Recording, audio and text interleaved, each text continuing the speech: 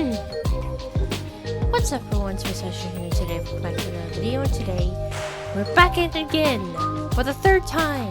Something that we have not seen in quite some time now, and it finally came out with a new chapter.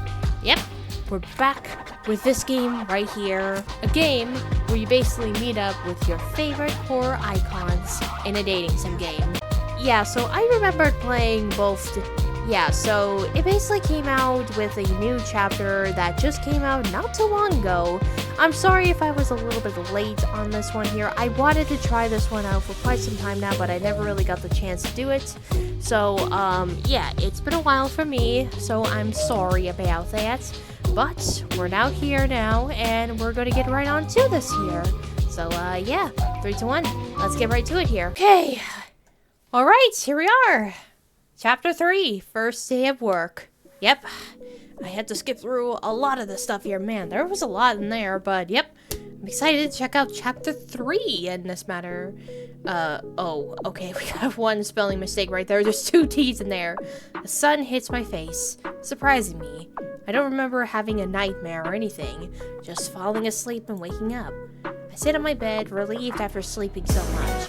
After checking the time, however, all that adrenaline stroke me again. I'm going to be late! Oh no, we can't be late! I quickly jump out of the bed and get dressed, skipping breakfast as I rush out of the apartment. It'll be a surprise if they all decide to come. I'm sure I am counting on Freddy and Chucky, but the rest... I'm heading downstairs. I notice something strange. Turning around before leaving, I see Mr. Torrance. He's closing the storage door. His back to me. Instinctively, I looked at the floor. There's a red trace at the edge of the door. Red trace at the door? What do you mean? God, I know that's paint. Are you sure if it's paint? Ah, Cyril. Good morning. Hello there, Mr. Man who's just been possessed in a house while trying to write his novel and everything.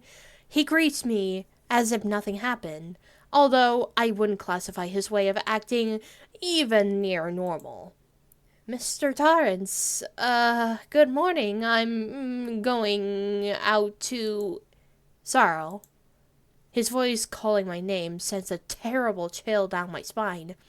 It's dead serious and terrifying. I heard you've hired your neighbor, Michael. Is that right? I don't turn to look at him at all. I feel like I can't even move. I don't turn back to see him, and I feel like I can't move. Is he mad? Laurie said Michael used to work for him, getting paid less than minimum. Maybe he's angry. Is he upset? Laurie said Michael used to do jobs for him for way under the minimum wage. Maybe he isn't happy about this. I look over my shoulder and see his expressionless face. It's confusing. I can't tell if he's angry or what. Yeah, I did. Well, we talked and he accepted. A couple of seconds passed in total silence. He doesn't take his eyes off me. It feels like an eternity. Ah, I'm glad that he got a job. I used to get him work from time to time, you know. It was already hard for him to get a stable job. Ah, yeah, I heard about that. The adrenaline left my body. I sigh, allowing all the air that got trapped in my lungs got away. I'm thinking of inviting him and Laurie over for some wine, so we can celebrate his first real job. Would you like to join us?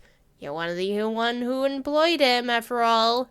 Oh, wine. Are you sure if it's not a trap or anything?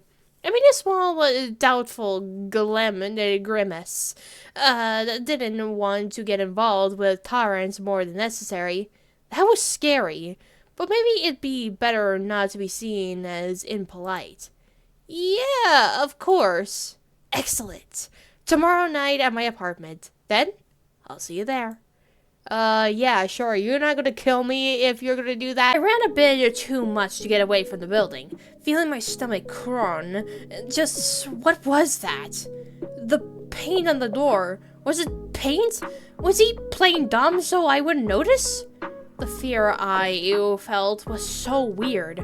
I don't feel that way even around Freddy, and he's a freaking demon! Jack is one of those cases where your body just screams, danger. I started rushing towards the cafe, didn't want to be late. Yeah, we better not want to be late in this matter here. I haven't flipped the open sign yet, but I can't just stand around doing nothing. So I started taking out the products that we'll use today. I also handled yesterday's accounting and a couple of things I neglected because I was busy chatting so much. I still have 5 papers to organize and several invoices. Damn, city. I would be happier if I only had to serve coffee. Hearing the sound of the entrance bell, I looked up to tell whoever entered my cafe wasn't open yet. That's when I found the enormous silhouette of Jason. Oh, Jason! He came in! He waves his hands, greeting in sign language again. Good morning, Sarah. I finally convinced my mom to let me work here. Aw, yeah, he has to ask his mom about this, of course. Yeah, you could come here at any time here. Such a mama's boy. That's great. I knew I could count on you. Aw, the little blushy face that he does. That's so cute. Oh, I'm glad that he actually still has that feature right there. It makes him look so kawaii. Apparently, he likes being told this kind of thing. I can see he's happy about seem as reliable. He starts talking again, but Mama wants to see how I'm doing, so she'll show up from time to time. Oh, your mom will be coming in. Oh, okay, well, yeah, as your mom decides to check on you, that's totally fine.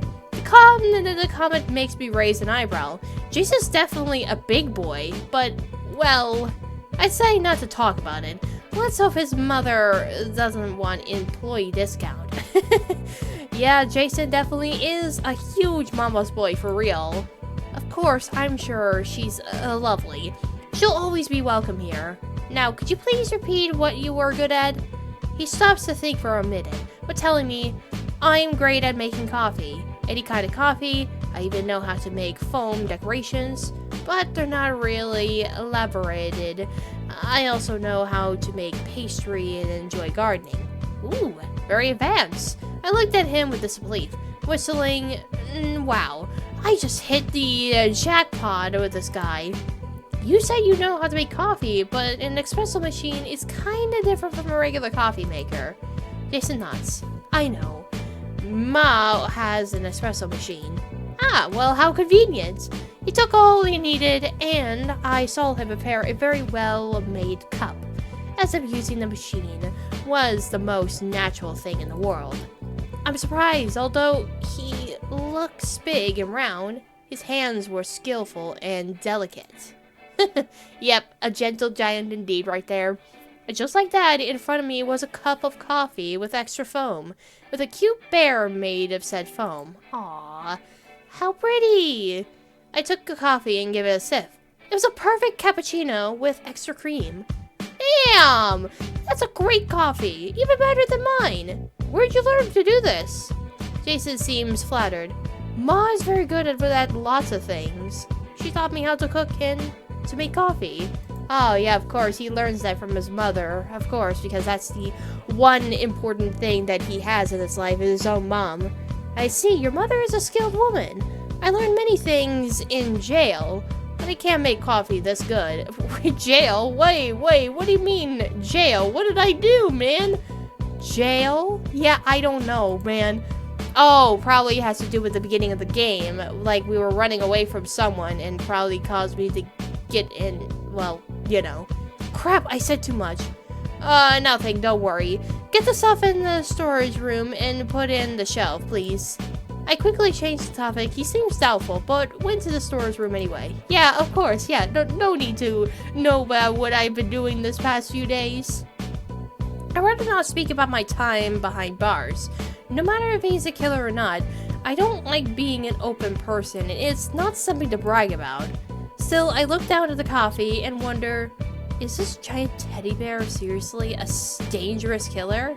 With all the talk about his mom and the delicacy of his actions, he seems so gentle. The bell rang once again, bringing me back to reality. As I turn back, I see Carrie, looking a bit agitated. Uh-oh, agitated. What do you mean? Oh no! What is my girl doing? Oh, are you okay? I'm late. I'm sorry, We're not open yet, Carrie. Don't worry. You're right on time. Relax. Relax a bit and set the tables. You could still get the upholstery bonus. Oh, sorry. I thought it was later than usual. Thank you. Aw, yeah, Carrie's such a sweetheart right there. Carrie goes to the storage room to leave her stuff. That's when I hear a scream. Uh-oh. It's okay! That's Jason! Our new bartender! He's friendly! Oh my god, yeah, Carrie basically meets up with Jason. She's probably terrified, never seeing a giant, hulking, masted man before. I shout at the bar, hearing the fate "it's okay" from where she is. I should have told her about the others. I just had so much on my mind. And once again, the bell rang. It was my neighbor Michael, inspecting his surroundings. Hello, Michael. First day on your job, eh? Oh, Michael, you actually came. I'm glad. Well, Lori told me you're good with repairs. He just nods. Quiet as always. Well, I bought the place with a couple of flaws, mainly in the bathroom. He raises a hand, making me realize he's carrying a worn-out tool case. I'll take a look. Oh, okay, then you take a look then. Sure, thanks. Yeah, already the boys are getting ready and stuff here. I look closely at what he did when he goes back to the cafe. This time he doesn't have his gaze fixed. He starts looking around. Almost automatically, I can see he knows what he's doing. I hear voices coming from outside. Strangely, Freddy and Chucky came as they left. Oh, wait, what voices? What's going on over here? See, I told you it wouldn't be this early. Oh, gosh, yeah, we got the dynamic duo right there. Playing bickering or something.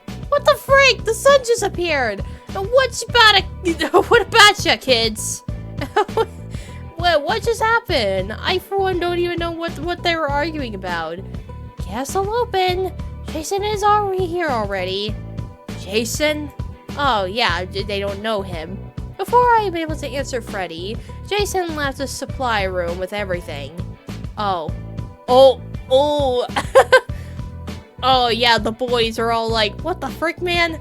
Yeah, this is the first time they actually meet this boy right there. He slowly looks at Freddy while putting the stuff in the bar.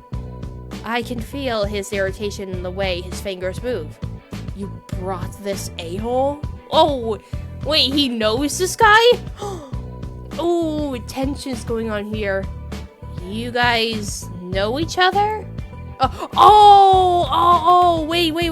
Was that the reference?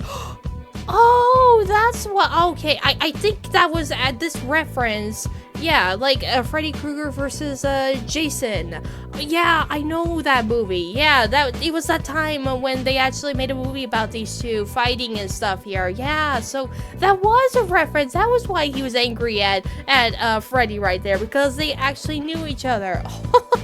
Oh, what a clever way of actually establishing the characters and everything. This crossover. Huh. Interesting.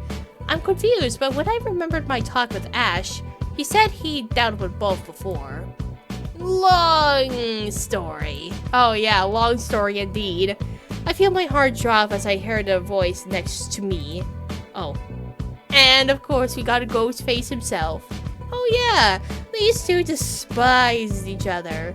What the frick? Where did you come from? He just spawned out of nowhere. I never left. Was so excited for the job I ended up sleeping here. Oh, sleep? You slept in this area? You even have a home? Ugh, an idiot dressed up as a stab killer? Oh my god. Oh, I also love the new expressions on here. Yeah, and yet, of course, he basically made him angry. And where did you get the bad-mouthed sex doll? Oh, I'll show you, you little... No fighting. Chucky ran to full speed at the Ghostface, who took out his hunting knife. Oh, shoot. Oh, no. Yeah, this looks like tension's going on here in this matter here. Oh, no. What do we do? What do we do, man? This is so anticipating on this matter here. Stop! We gotta stop this diffusion in this matter here. Jason, stop them! I screamed. Jason moved faster than I thought, shoved Ghostface to the ground, and lifted Chucky by the neck. Ooh, he just grabbed him by the neck. I saw him holding Chucky as if he was a squeeze toy. Oh my god, his eyes almost popping out. Oh, now that's fun. I'm glad I accepted this job. Stop laughing! Thanks, Jason. You could put him down. He nods and lowers Charles to the floor. Charles, I keep forgetting his name. Like, Chucky just gets misnamed every time. Ah, crap, he's a freaking mountain. Yeah, obviously. Okay, I'll behave. Well, now that is solved and you're all here, I need to speak with you. Please sit down. I see Michael walk out of the back and quietly take a seat. Alright, oh, yep, and yep, all the boys are here, all in one frame right there. This is awesome. The rest sat down a bit uneasy, except Jason, who seems really calm. Well, I know you're all killers. Freddy was the first one to start chuckling. Oh, really? What gave you that impression? I wasn't talking to you, Freddy. That's obvious after what happened. I'm talking about the rest of you. How do you know that? Oh, yeah, Michael is so oblivious by this. His tone was static, as usual, but I can detect a hint of discomfort in his voice. Well, some of you don't hide it so well. Yes, I'm talking about you too. Hey, wearing a stab mask and carrying a knife doesn't make me an assassin, but yeah, I am. Thanks for noticing. Whatever. The point is, I won't say a word about it. All I want is for the cafe to thrive. That means I'll need you to obey a single rule. You cannot kill anyone inside the cafe within a 1 kilometer radius. Understood? What you do on your own time is none of my business. I can see Chucky raising his hand. There are 2 rules. I don't want anyone to even come near Carrie. Oh, yeah, right. Yeah, of course. The Carrie is also here. No one touches the girl right there. No one bullies the girl because she has supernatural powers, obviously. Relax. I'm not one to mess with that kind of person. Yeah, even he knows. And that means... I said clearly offended. Ha! Have you noticed yet? Guess I'll let you have a surprise then. Okay. Oh, wait. Does my character not even know about Carrie? Luckily, Carrie didn't hear us. She was just leaving the storage with some cups and glasses. Oh. Yep, so, hey, Carrie, what's up? Wow, that's a lot of employees. Yeah, a lot of them. I know what you mean. A bunch of weirdos. Don't worry, half of them are in costumes. Awesome! I love the stab movies. Oh, she even knows this. Based! I love those ones already! Yeah, I know everyone loves the stab movies. Only the good ones, not the ones that either ran on for too long or just lazy. Oh, now that you all understood the rules, we have some work to do. It's time for a little remodeling. We all start working immediately, so I start thinking about what to buy and how to decor. Thinking what happened, what about what I should bring, it would be good to have some extra help. I should ask, I should ask what? Ooh, that is a big question right there. I don't even know, I suppose. Well, there's definitely like a lot of choices here. Like, look at all these peepers. Like, I don't even know which ones to choose, honestly. Let's go see if Jason needs any help. I think I want to walk over to Jason. He's perfect to come with me because of the strength. Maybe if it's a good chance to get to know him better. He seems like a pretty mysterious guy. Jason, would you come with me to buy the decorations? I need to prep this place. He nods, seemingly working on something at the espresso mill, the machine. Oh, sorry, if you're busy with something, I can... He gestures me to hold on for a sec. I notice him pouring something into the cup. His hands are incredibly skilled at coffee art. He turns to me holding a cup. There's a little smiley face in the foam. Aww. Please try it. The smell is a bit different, but incredibly pleasant. I can't say no to him. I nod and take a sip. Yeah, he just gives me the lovely cup right there to balance the blend of flavors, sends a shiver of pure satisfaction. Ah, this is delicious. What'd you put in it? Oh, his hands move. A bit of clove. My mom always adds a pinch of it. The clove really brings out the flavor. Oh, you're a god. Yes, he definitely is a god indeed. Isn't it bad to drink coffee that fast? Believe me, if you're me, yes, but it doesn't matter. I grab my things and signal Jason to follow me. I see him grab his jacket and set down right before me. Aw, so yeah, we're just gonna be taking a walk now and just doing some stuff right there. Wait, so does that happen to every single one of the beepers right there? I wonder so. So, baking. And Jason nods, looking at him with a certain pride.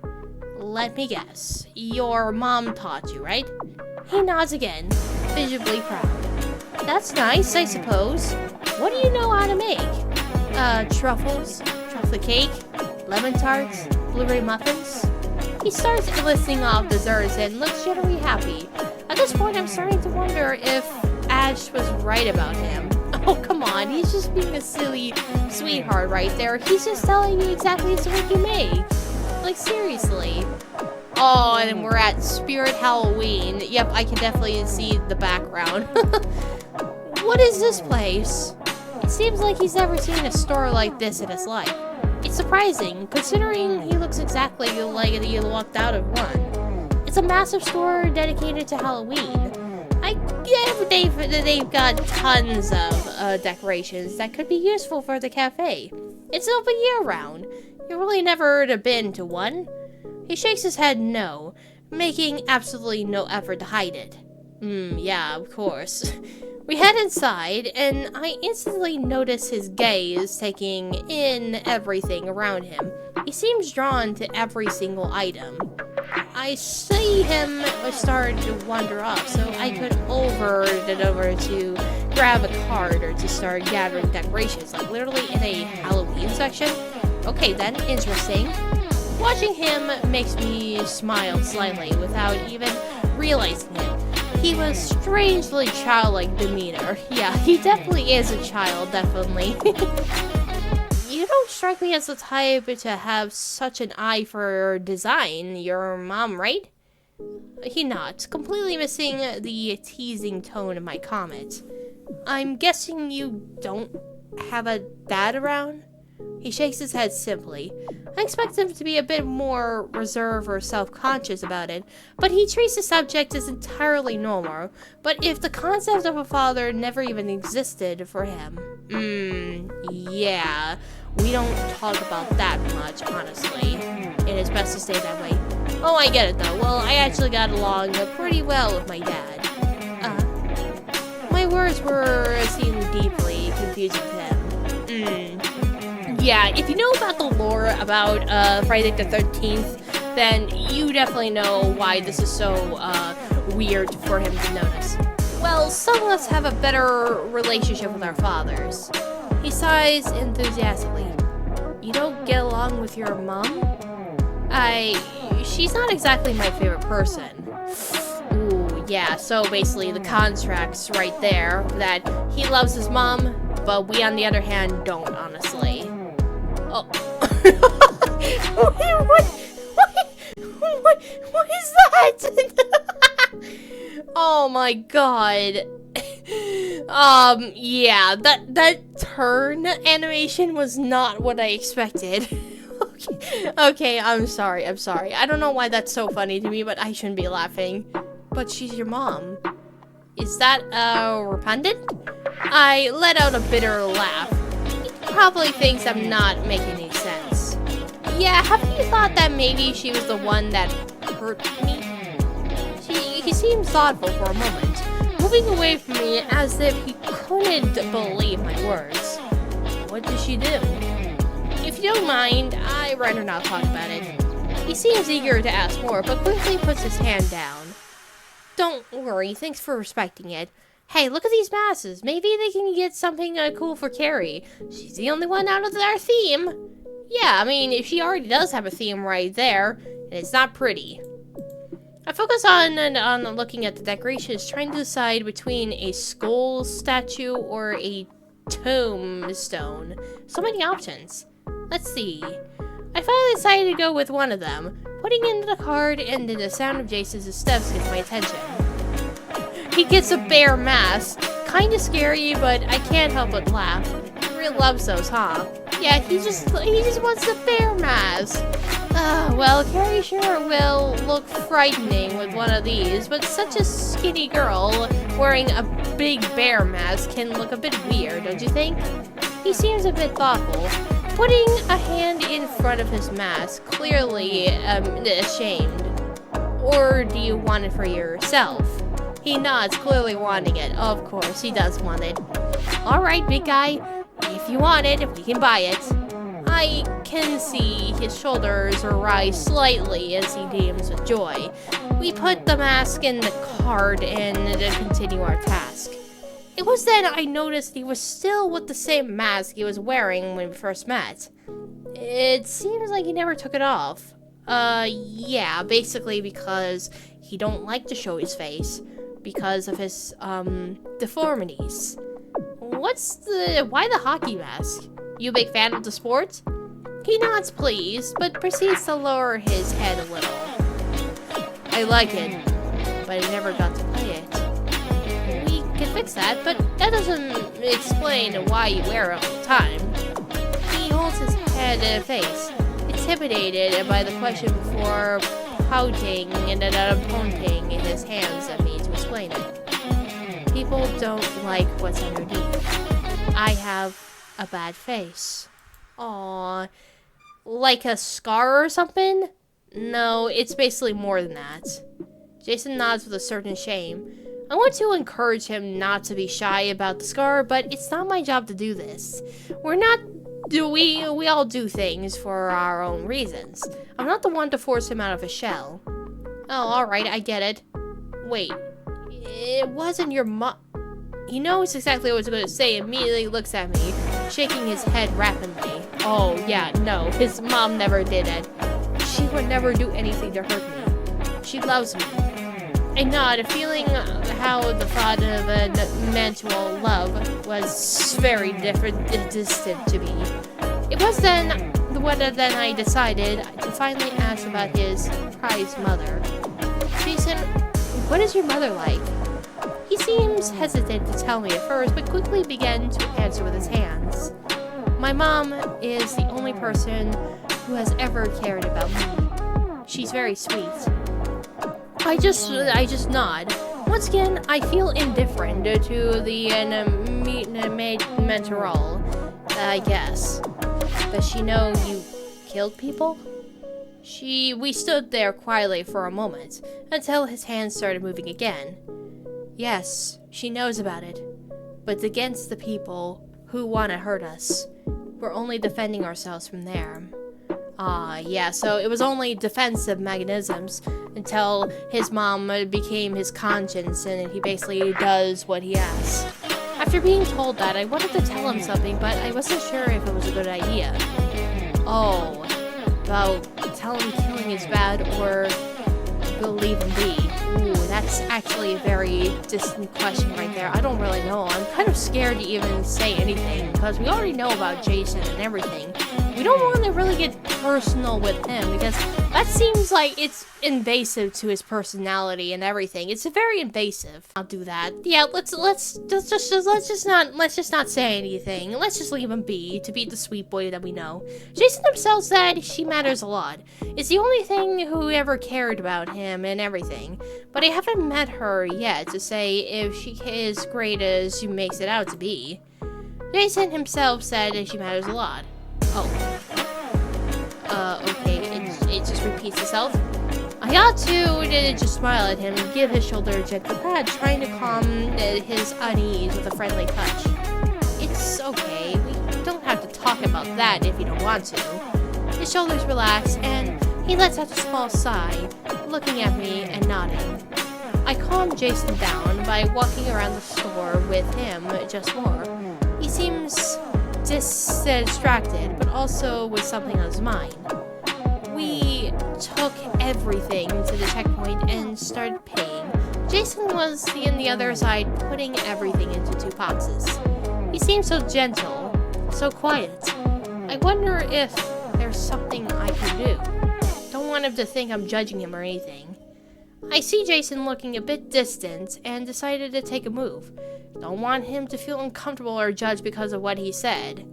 I give a quick look at the masks in the store, finding myself a bear mask. That'll surely cheer him up. After paying for our things, I approached him, giving a new mask to his collection. Here, bear boy, I think that belongs to you.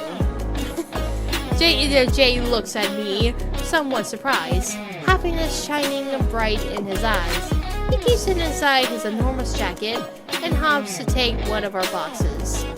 It's okay, buddy. Just something so you don't think I like you any less than what you told me. If I'm being honest with you, I'm not that kind of good of a person. Can't judge you for anything. He seems confused by my words, as if he couldn't believe him. Well, it's the truth. I'm, bad. That's why I can't judge you based on your experiences and what you've been taught. That's all you know, right? He starts on holding his box in only one hand, using the other to give me a gentle tap on the shoulder, hoping to comfort me. I let out a small chuckle. He doesn't seem to have much experience in comforting people, but he sure is trying. Thanks. Alright, let's go. We need to set all this up. Oh, yeah, this is actually really wholesome stuff right there. We're just basically just talking to Jason and everything. I never even thought this was actually going to be this wholesome, and it already did. When we got there, I can hear the familiar sounds of heels clicking. She's got her phone in hands as she was recording something. Oh no. Is that who I think it is? Oh no, it's you. It's Chanel. Oh no, no, Chanel, why are you here? Of course, it's her again. I sigh. Sure, she's trying to get us some bad publicity. I gave Jason my bucks and gets closer to her. Hey, you're not supposed to record my store. Pfft, say that to my dad, middle class. This isn't illegal to record from the sidewalk. I grit my teeth with all my might, wishing to stick a masquerade. Wait, a matchade between. Oh, masquerade. Mascar.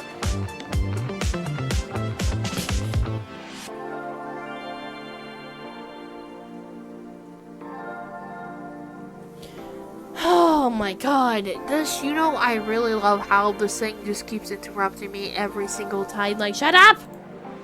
I'm going to teach you a lesson, daddy's girl. Oh, I want to see you try returning B-word. Oh, you did not just say that. Bring it on. Bring it!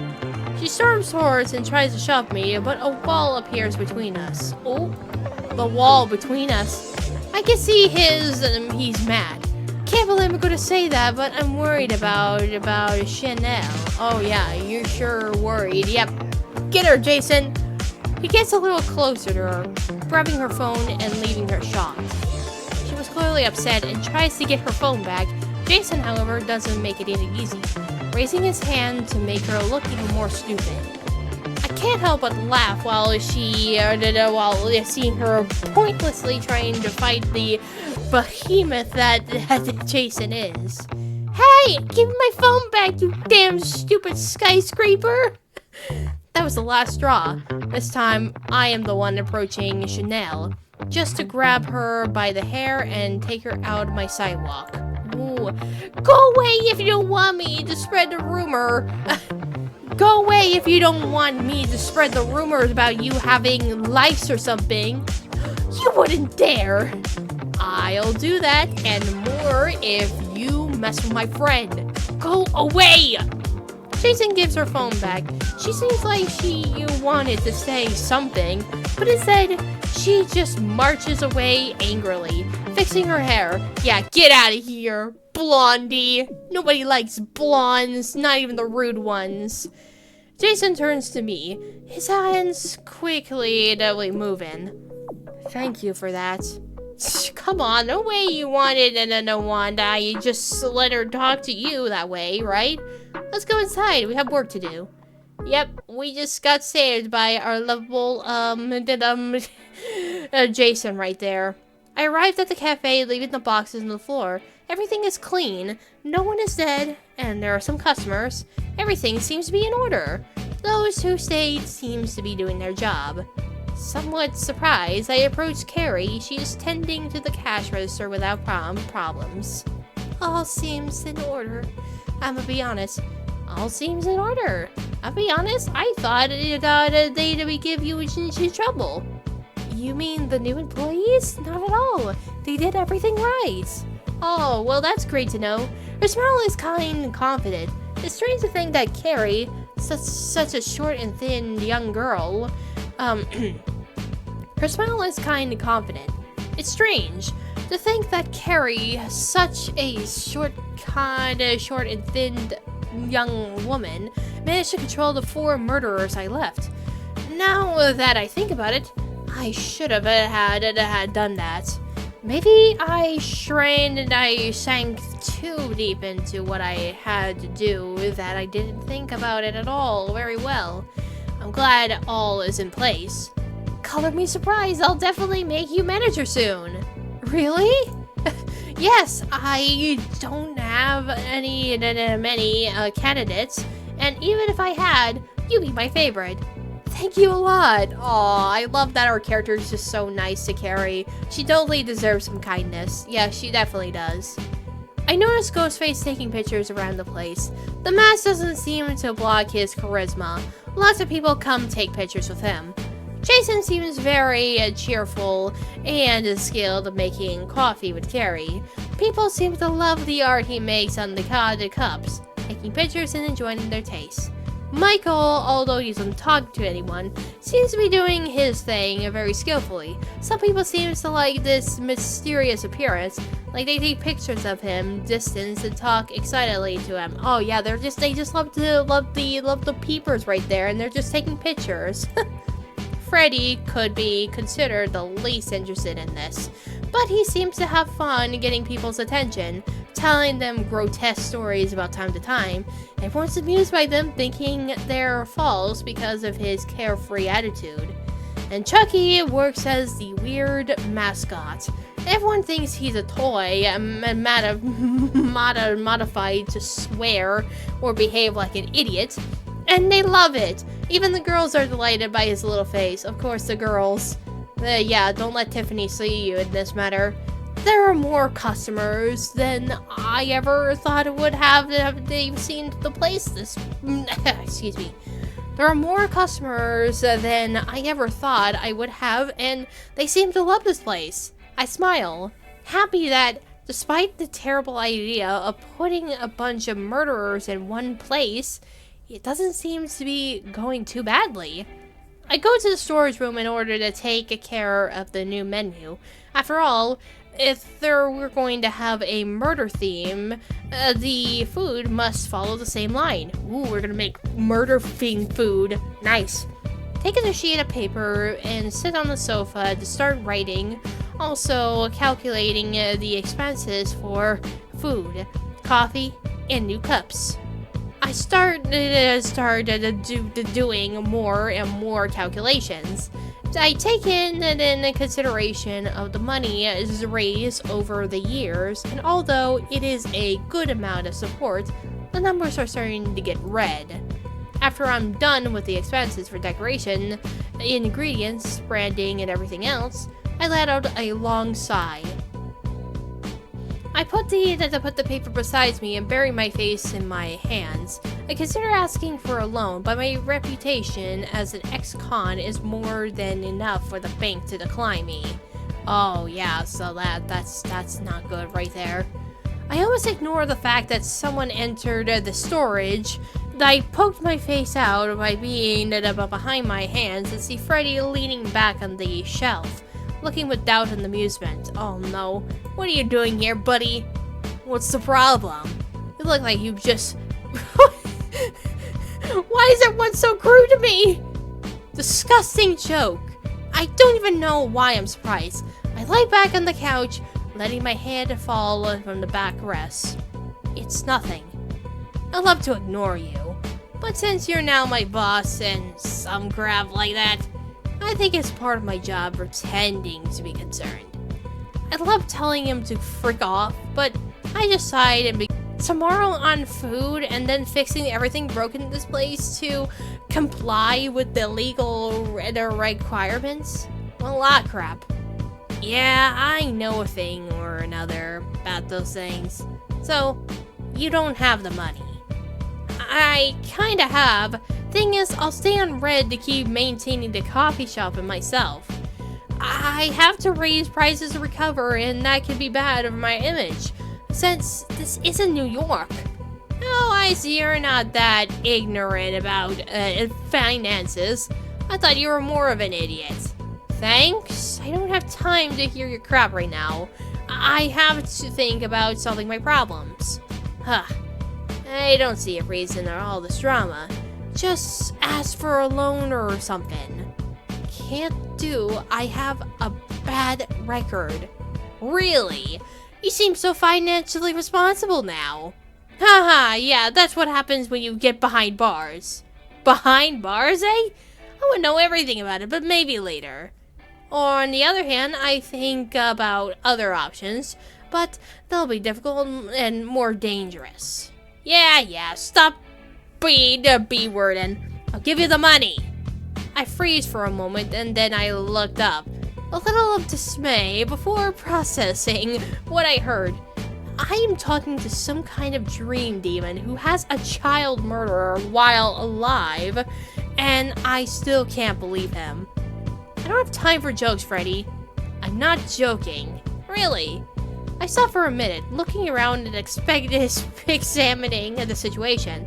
I turned my gaze to him a few seconds and squint suspiciously. What do you want? He laughs. I just told him a super funny joke. And then he comes over, throwing himself on the sofa, right next to me. Uh-oh. Wait, what do you mean? He puts his arms around the back of the sofa, looking at me with an amused expression. I need business to boom. Let me explain before you start acting stupid again. Being a dream demon doesn't come with unlimited power, you know. My power comes from people knowing me and knowing my name. From the fear that I'll stalk their dreams. Let's just say that in recent years that power hasn't been flowing because I killed almost everyone who knew me. Something sounds like something you knew. Yeah, you get it. Now, if the business works, everyone will talk about the cafeteria and the Freddy Krueger guy in it. I don't necessarily need them to be scared right now. If they knew I exist, that's enough for me to enter their dreams. Makes sense, does it? Explain why you couldn't kill me? Kinda. But I was sure I could at least scare you. Didn't happen. I'm sorry, but this affects your self-esteem. Do you want the freaking money or not? Yes, forget I said anything. I said that he searches behind his trench coat and takes out a ton of money. I open my eyes in surprise, receiving that absence amount of my hand. It's intimidating. Jesus, that definitely is a lot of money right there. Wait, where'd you get that? I can do whatever I want. Don't ask questions. Okay, Yeah, he's filthy rich in this matter here. After receiving Freddy's money and feeling like some kind of well-paid... Yeah, this game has a lot of crude humor. I proceed to put it in the envelope in the safe, taking care of his advancement money. I start taking care of the preparing everything for the reopening. Freddy went back to his work, when Carrie entered the storage room. Oh, Sarl, I'm sorry if I interrupted you on something important. I was just wondering if you could tend to the register while I finish making the panini. Sure, no problem, I'm coming. Thanks, boss. Aw, yep, and we gotta go on ahead and still keep up with the job and everything. I stand in front of the register, noticing a small line in front of me. I am noticeably surprised by the amount of people in the shop. Perhaps it is due to the fact that there is almost no places like that interests in this town. I start taking orders and helping prepare the coffees and snacks. Sure, the line disappears and the store fills up. I smile satisfied and devote my time to counting the money while no new clients appear. That's when I hear the door charm. Oh, I raise my hand to greet the customer, but my mouth shuts when I notice his style. It's not at all what I expected. Huh? Oh! Wait, who the heck are you supposed to be? I do not recognize you before. Oh yes, the place looks like I've been told. Is coffee good, or people only come here for your mascot? Nothing is gonna surprise me at this point. Well, buy it and try. Fair enough. Can I have an iced mocha? Oh my god, wait, who is this guy right there? Is he from somewhere? Like, this is interesting. An iced Americano for, I nod and put the name on this cup, passing it to Carrie to prepare. Oh wow, they weren't lying. You got them all in here. Excuse me? I see what appears to be his eyes glowing in the strange darkness of his hood. He lets out a laugh. The killer. I freeze for a moment, looking at the guy from top to bottom, and here I thought nothing would surprise me. Maybe he's another murderer. Oh, sorry, we're not hiring right now. He's got a very interesting laugh. I see. I can understand why you're the boss around here. Not just anyone can keep these guys at bay. Who are you? I'm Casket. His order is ready. He carries it and gives it to me and continues with her work. Although I notice that she's subtly glances at the customer. Casket. So his name is Casket. Wait, what? Is he from something? I don't know, but I never really heard of a horror icon called Casket. Is he like original character or something?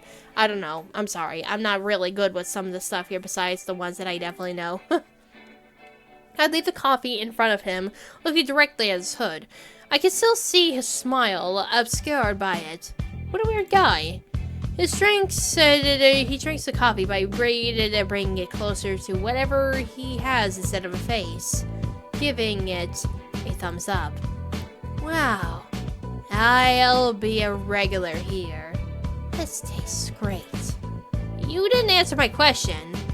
Relax, I didn't come to do anything wrong. Neither to you nor to the cafe. I just happened to be around. Okay, Casket. Right. Well, I just don't want any more weirdos in my life. No. But you're in Amityville. You'll only find weirdos in here. He lets out a laugh and takes something out of his pocket, a dollar bill. He leaves it in the tip jar and walks out the door. Oh yeah, of course. Yeah, thank you for coming, bro. Yep, you've been great. Yeah, so I better stop thinking about it and focus on working. Worrying about the oddies in this town won't pay my bills. The day soon ends and we close. My employees don't all leave. Some say to help organize or to bother me. I stand in one of the tables counting the profits. Next to me, Carrie is serving some desserts to the boys. I'm surprised to hear them all thanking her. Aw, that's nice that they're all thanking her. At least they're all, again, being nice and everything. I was about to ask her when suddenly I hear the bell ringing again, which confused me. I did put the sign indicating that we're closed. Sorry, we're closed. Oh, of course, it's Ash right there. Barista! I won't take much of your time. Hey, Ash. I get up from my chair to walk towards him, shaking hands as a greeting. I can feel the air growing heavier around behind me. When I turn over my shoulder, I notice some tense looks. What? Why are you looking at me this way? Let's just say I'm acquainted with most of your adorable employees. Oh, yeah, he knows all of them? Ooh, yeah, I'm sure. Yeah, this dude basically has been through a lot, of course. Oh, you mentioned it last night, I see. What brings you here? I'm sorry to tell you that right now we're not serving coffee anymore. I get it. I was actually going to accompany you home to talk about an important topic. If that doesn't bother you. No, not at all. Just let me grab my things and... Oh. Uh-oh. What the frick? Jason's enormous shadow covers me. He doesn't seem happy. Jason? Why are you going with him? The movement of his hands is firm and heavy. I can't tell that he is annoyed by Ash's presence. Don't worry, big guy. I don't have anything against you. What happened last time was a necessity. I couldn't let your fight with the barbecue face hurt more people. Oh, and again, another reference to that freaking film. I hear a grumble from Jason and hide a smile. Sometimes he acts like a child. Don't worry, I'll see you tomorrow, Jason.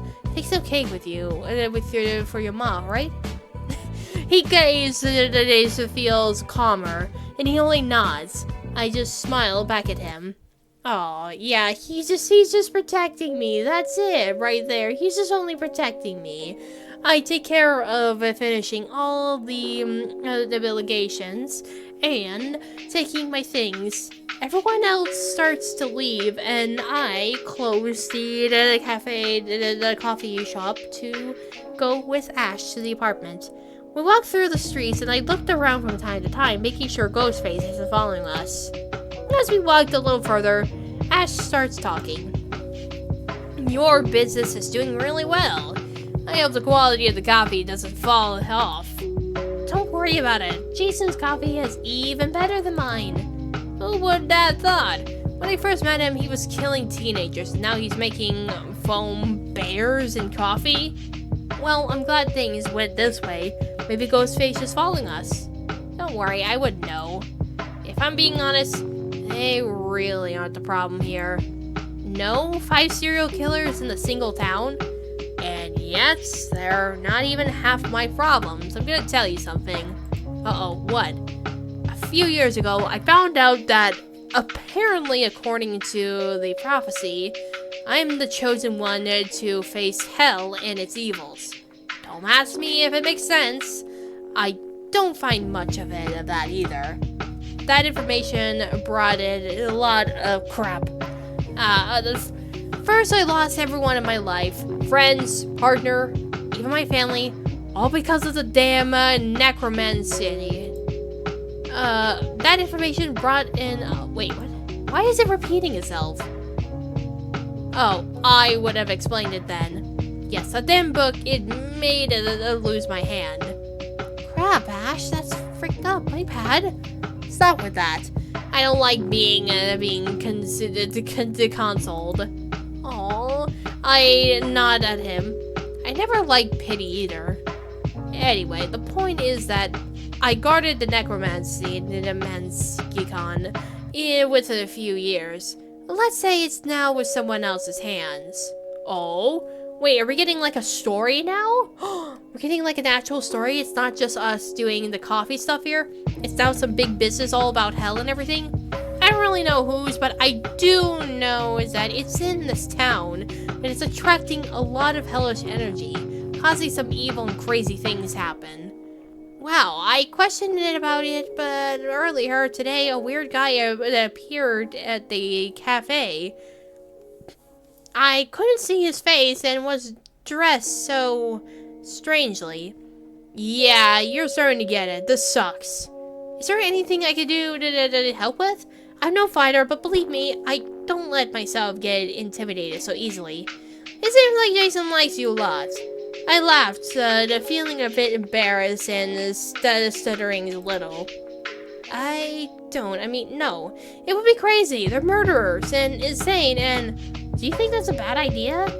Personally, I don't recommend it, but love can change someone. I can't guarantee anything, but who knows? Maybe you make the right decisions, they will stop being monsters. Aw, yeah, so that's basically foreshadowing something. I listened to Ash's words carefully. I'm not saying that I like them, but I guess I don't dislike them either. Feeling like this takes a long time to flourish, so I can't guarantee anything. Now, I think I'll just focus on helping Ash and keeping those guys out of trouble. Finally, close to home, from the corner of my street, I managed to see Mr. Torrance at the entrance of the building. He's sitting at the bench in the front garden, smoking a cigar. Of course, yep, there's Torrance. My landlord, I don't want to talk to him. Oh, Ash pulls my arm. He seems tense and turns his back on the apartment. Oh? What do you mean? That's your landlord? Yeah, are you okay? I'm starting to get worried. I feel like I have seen that face elsewhere, but I don't know where. I can't remember. Something bad? He tries remembering, but he just sighs and denies it. I have a lot of things to worry about right now. Maybe it's nothing. I'll accompany you inside, not to make this chat longer. Thanks, I appreciate it. Wow, so yeah, Ash is basically just helping me out and everything. We keep walking towards the building. We passed in front of Torrance, and out of courtesy, I decided to say hello, avoiding the heavy smoke. Oh, of course, you had to do that. Good night, Mr. Torrance. I'm going in with my friend. Few days here, and you made lots of friends. Good to know. Glad you're a sociable type. Have a good night. Oh, yeah, sure. He greets Ash, who moves his mechanical hand impatiently. You too. I notice a fixed stare from Jack. The vibe gets really tense in a short time. I walked inside with Ash, and we both leave Jack outside the residence. Yeah, something bad's happening here. He's being sus right now, and that's not good. I decided to let Ash inside my place. I close the door behind me and invite him to sit down. Want something? I brought some beers yesterday. You've read my mind. I smiled at him, go to the fridge, picking 2 bottles. I don't want an opener yet, but have a knife. But a knife that does the job good enough. A trick that a funny prisoner taught me. I walked over to the couch and hand Ash a bottle. Sitting on the other side, take a sip of my drink, letting the bitter taste fill my mouth and the alcohol relax my muscles. I don't want to be nosy, but I really have to know. How did you feel living here? Nightmares? Paranorma? The question catches me a little off guard, but I just chuckled. That's how I've been feeling for a few years now. What do you mean? I don't like to talk about it, but Ash doesn't seem like the type to judge, nor someone who can laugh at me or call me a murderer for what I'm going to say. Well, I'm an ex-convict. Years ago, I had an incident with my stepfather. He was abusing me. He tried killing me one day, so I killed him first. That's how I got jail time. I only got away earlier because they found new information about my case. A policeman supported me because I told him it was self-defense. So, he investigated until he got the evidence. All that disoriented in my mental health. I've already been living in the constant paranoia and PTSD. Prison only made it worse. I saw a sorrowful expression on Jax's face as he lets out a heavy sigh. Oh, jeez. Yeah, there are definitely some problems where it basically just keeps on doing this twice. Well, that's freaked up. I'm really sorry you went through all that. If I'm being honest, you're way stronger than you think. You think so? I've seen people go nuts so for less, Sarl. What you went through didn't make you stronger. It sucked. What did make you stronger were the choices you made, and the fact that you didn't let the world break you. You're better than me. Really. I lost my sanity years ago. Even though I may seem calm right now, I lost everyone around me. My only way to survive was to go crazy. But not you. Even in the system where ex-convicts can do almost any work, you managed to set up a coffee shop. That's more than many can do. Hey, I'm proud of what you do, and I'm glad I found you. You helped me a lot with this fight. I lower my gaze a little, hiding the gushers of tears running down my face. I quickly wiped them away, laughing bitterly. You caught me off guard, old man. But thanks, I needed that. It's been hard. Frick, yes it was. But I'm glad you're here in one piece. I can't say the same. He lists his beer with his mechanical hand, adding to his joke. I only managed to let out a small laugh. To think this is what I needed, a quiet night of a chat and a beer. Aw, that's so sweet! Oh, I love that little ending right there. Yeah, that definitely was pretty cute right there. Got some little bits of wholesomeness sprinkled onto with this game. Oh boy, yeah, we're seeming to be going pretty well. Pretty swell on our stuff right there, and that was basically the end of Chapter 3. Well, that was fun right there. It definitely was super nice. Bravo to the game developer who made this one right there. So yeah, well done. Yeah, so it seems like there's definitely like a lot of stuff that just happened in this matter here. So we already did the stuff with Jason right there. And yeah, it was quite different than what I have expected in this part right there. So I don't know which one is which I'm going to do next. I'm going to interact with some of the other characters and see what their abilities are basically all about right here. So next one I am going to do... Yeah, I don't know if it actually involves with everyone here, but it'd be cool if there is. So we only have about 4 more choices to go here, and see how this goes, shall we? So I'm going to do my boy right there since he interacted with me before too. I can see Freddy and Jason talking in the distance. Uh-oh. Yep, of course, they're talking. Those two don't exactly look like best friends. I decided to move closer to hear what they're saying. Uh-oh. Yeah, guys, what you all doing right there? Come on, big guy. No grudges. I just needed some help that time, you know? To keep the party going. Oh my god. Grunts and walks with loud stumps. What are you doing, my boy, right there? Hey, that's not very nice. I guess that's a no. I approached Freddy curiously. You two already know each other? Yes, funny story. I hypnotized him with the delusion of his mom to make him kill some people in Springfield. Mama Bear appeared as some friends to spoil it, though. Yeah, I understand why she did it.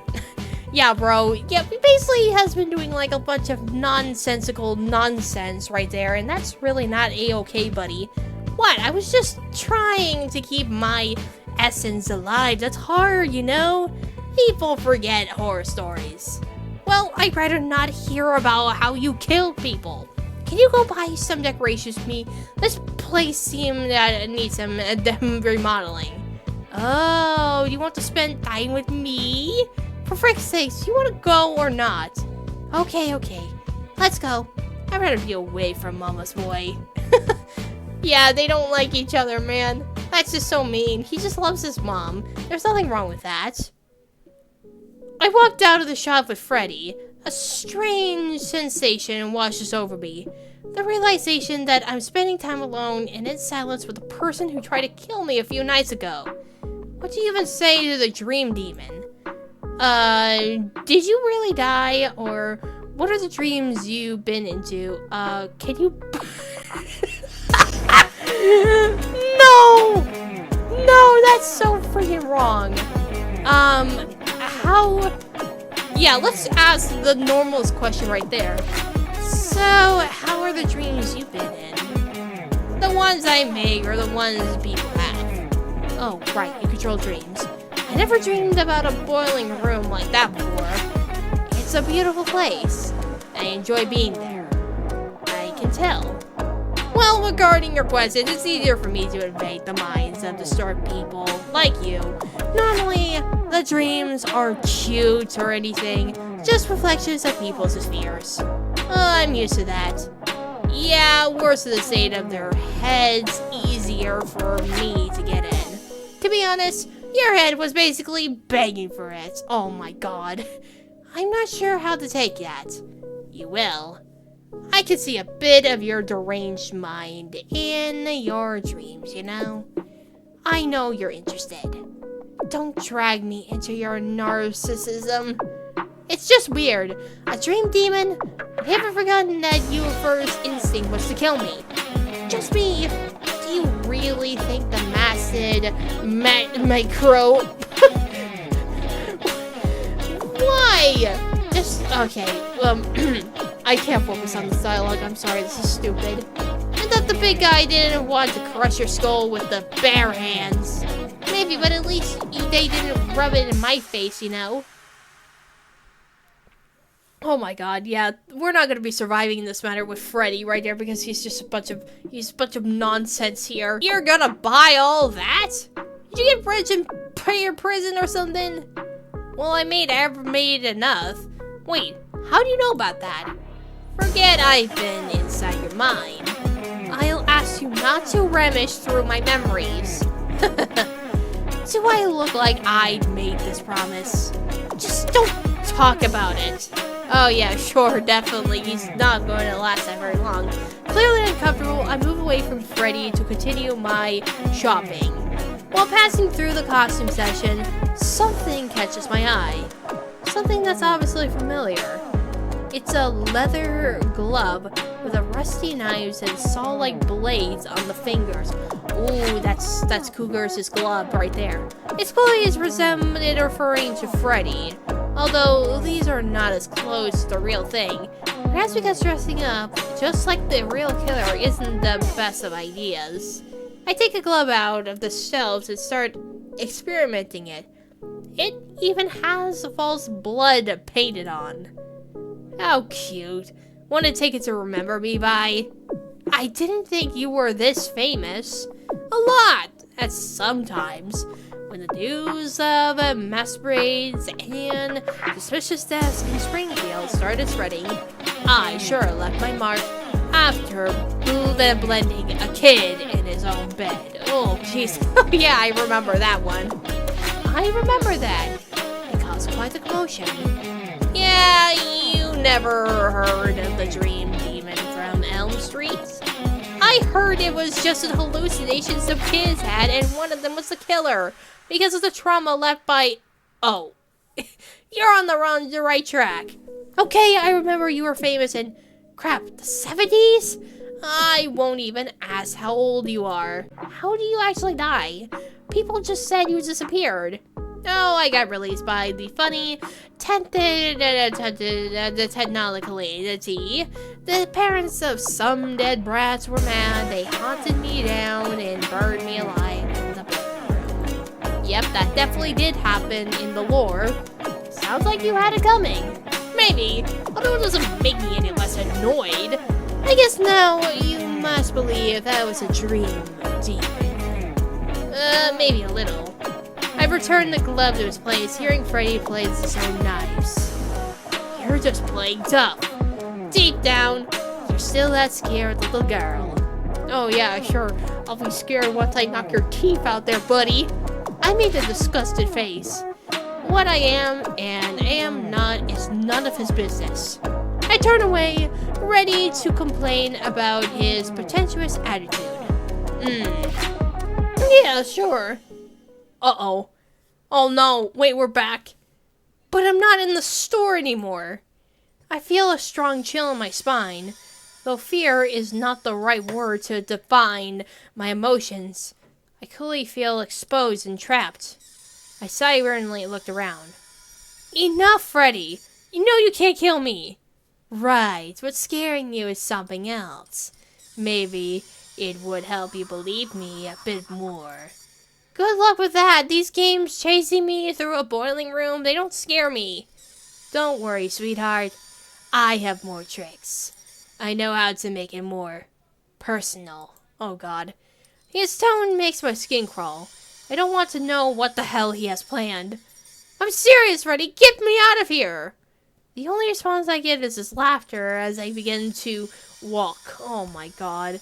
Bro, why is he doing this to me? Leave me alone, man. Come on. I hear the sounds of the boilers, laughter, and the steps of metal crackling. Oh my god. The cold is unsettling. I can feel myself growing more and more dense. But a light takes my attention. As I cross the hall, I can see a door, light coming out of the exterior. It doesn't match the environment in the slightest. Freddy must have created it. I looked away, and the high alert in case he tries to stab me from the shadows. I approached the door with the deep, sad hesitation. My hand reached for the knob. As my fingers touch the cold metal, a familiar sensation washes over me. An anxiety that something is coming. Like opening a door only to find a lion waiting on the other side with a lion! The feeling of far too familiar in my past. I don't want to believe he's actually pulled that stunt. I wrenched the door open. The hell? Why was there a lion there?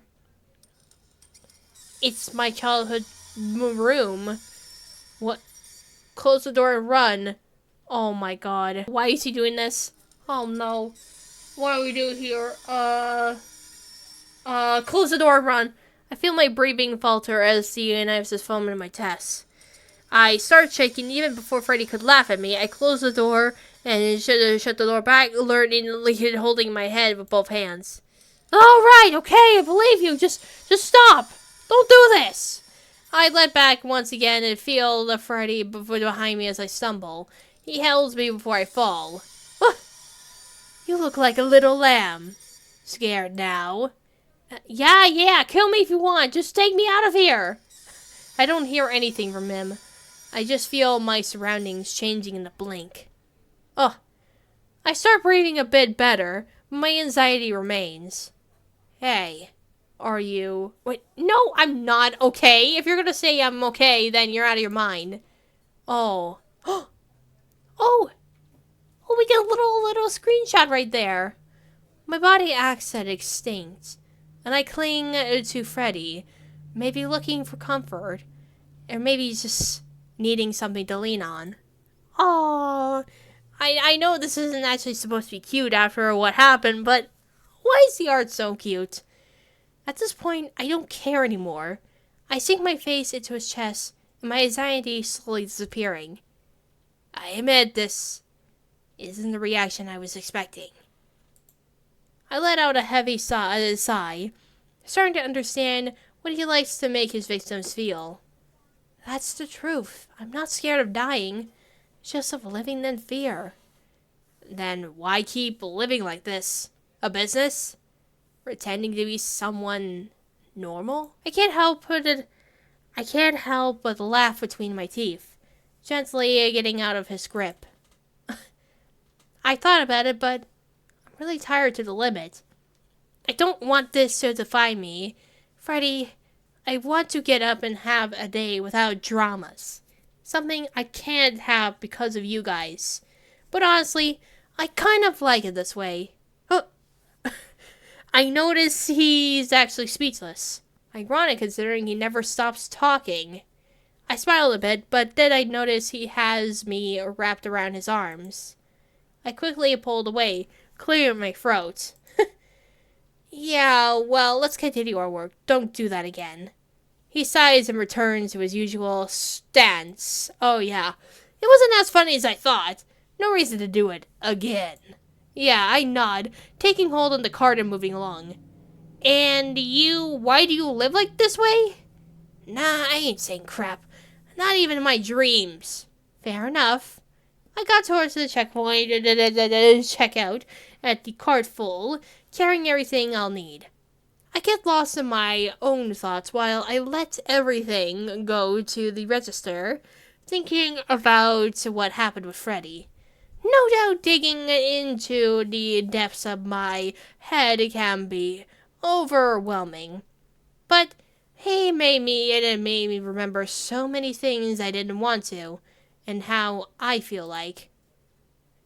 Earth calling sorrow. What's the matter? Was the dream too much to handle? No, just thinking about something else. Oh, come on. It's no biggie. You had a nice business now. You're indefinite. The guy is dead. You're fine. That's not it. The business just has an automatic response in this life. It isn't something I'm really passionate about. That's not what you said yesterday. Of course. Did you want me to tell two strangers and my employee that I have depression and suicidal thoughts? Well, that wouldn't be funny. Ever since I got out of prison, it doesn't feel, well, it feels like I'm just drifting from the tide. I guess it started with my mom testified against me at the trial. Oh, right, well, I know the feeling. And I thought you didn't like talking about the past. What's the matter with your mom? He lets out a groan of resistance, but it felt more like he was getting ready to open up. I hurried up and pay, grabbing the bags and give Freddy some privacy to talk as we leave. We both carried a few boxes and walked out of the store. Yep, and we're just walking away. Now, my mother wasn't exactly the best. She was very religious.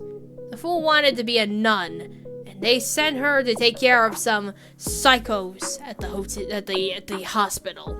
One Christmas, she got locked in. The guards left for the holidays without realizing she was trapped inside. They kept her there for days, and all those monsters used her as a toy. Oh my god. Ugh. That's horrible, bro. Yeah, that definitely was really horrible. I opened my eyes in surprise. Freddy didn't seem to feel any pain or pity for her. I feel like he was talking about falling out of a bicycle. No real pain, just an inconvenience.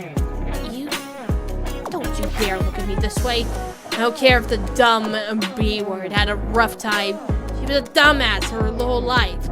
Gave me up for adoption, and I ended up with an alcoholic that made my life a living hell. All her freaking life, she blamed me for existing. Was a monster. Her biggest disgrace. And yes, she went to my trial, waiting for me to be imprisoned as if it was her salvation. When I was released on that technicality, you should have seen her face. She felt so upset. She killed herself the next day. There was one time she tried to catch me in a dream, but she never had the strength to look at me in the face. His last comment is laced with bitterness. There aren't any right or wrong words to comfort the serial killer like Freddy, a man so thoroughly consumed by rage and sadism. Yeah, that obviously does make a lot of sense for his character right there. It's just bitterness and everything. Do you think you're this way because of how you were conceived? Or is it because she rejected you? Oh, I wasn't expecting the question to surprise him like this. He grimaced and gritted his teeth. Who knows? I don't care. I am who I am and that's all. Even if she loved me, nothing was gonna change. I was born to be who I am. She knows that. But no one's born to do anything. We all have options, no? You still have. What do you mean? That I can become a better person and stop killing? I really doubt it, but I won't say you can't. That's the funniest thing you have said yet. The funniest to me is that in the end, we have something in common. Our mothers hate us. I'll be honest, my mom, she was just pathetic, but yours, she's a real B-word. Yeah, I'm in peace with that. Yeah, so, yeah, this whole thing definitely is probably the same exact thing. Yeah, so the same thing comes over here, and I wonder what this one's going to lead us to here. I want to get closer and complain, but Freddy was faster. Look at that! Someone called the weirdos already. Excuse me? He got dangerously close, touching her shoulders with his gloved hands. I'm glad you're here. Some clients got tired the same. We thought some adult entertainment would help. Wait, what are you gonna do, man? And since you're so desperate for attention, I'm sure it wouldn't bother you if they gave you the attention they want in the storage room. Wait, whoa, brother, what are you doing? How dare you, you freaking... She visibly recoils, shoving away, looking thoroughly disgusted and terrified. You and your entire freak show.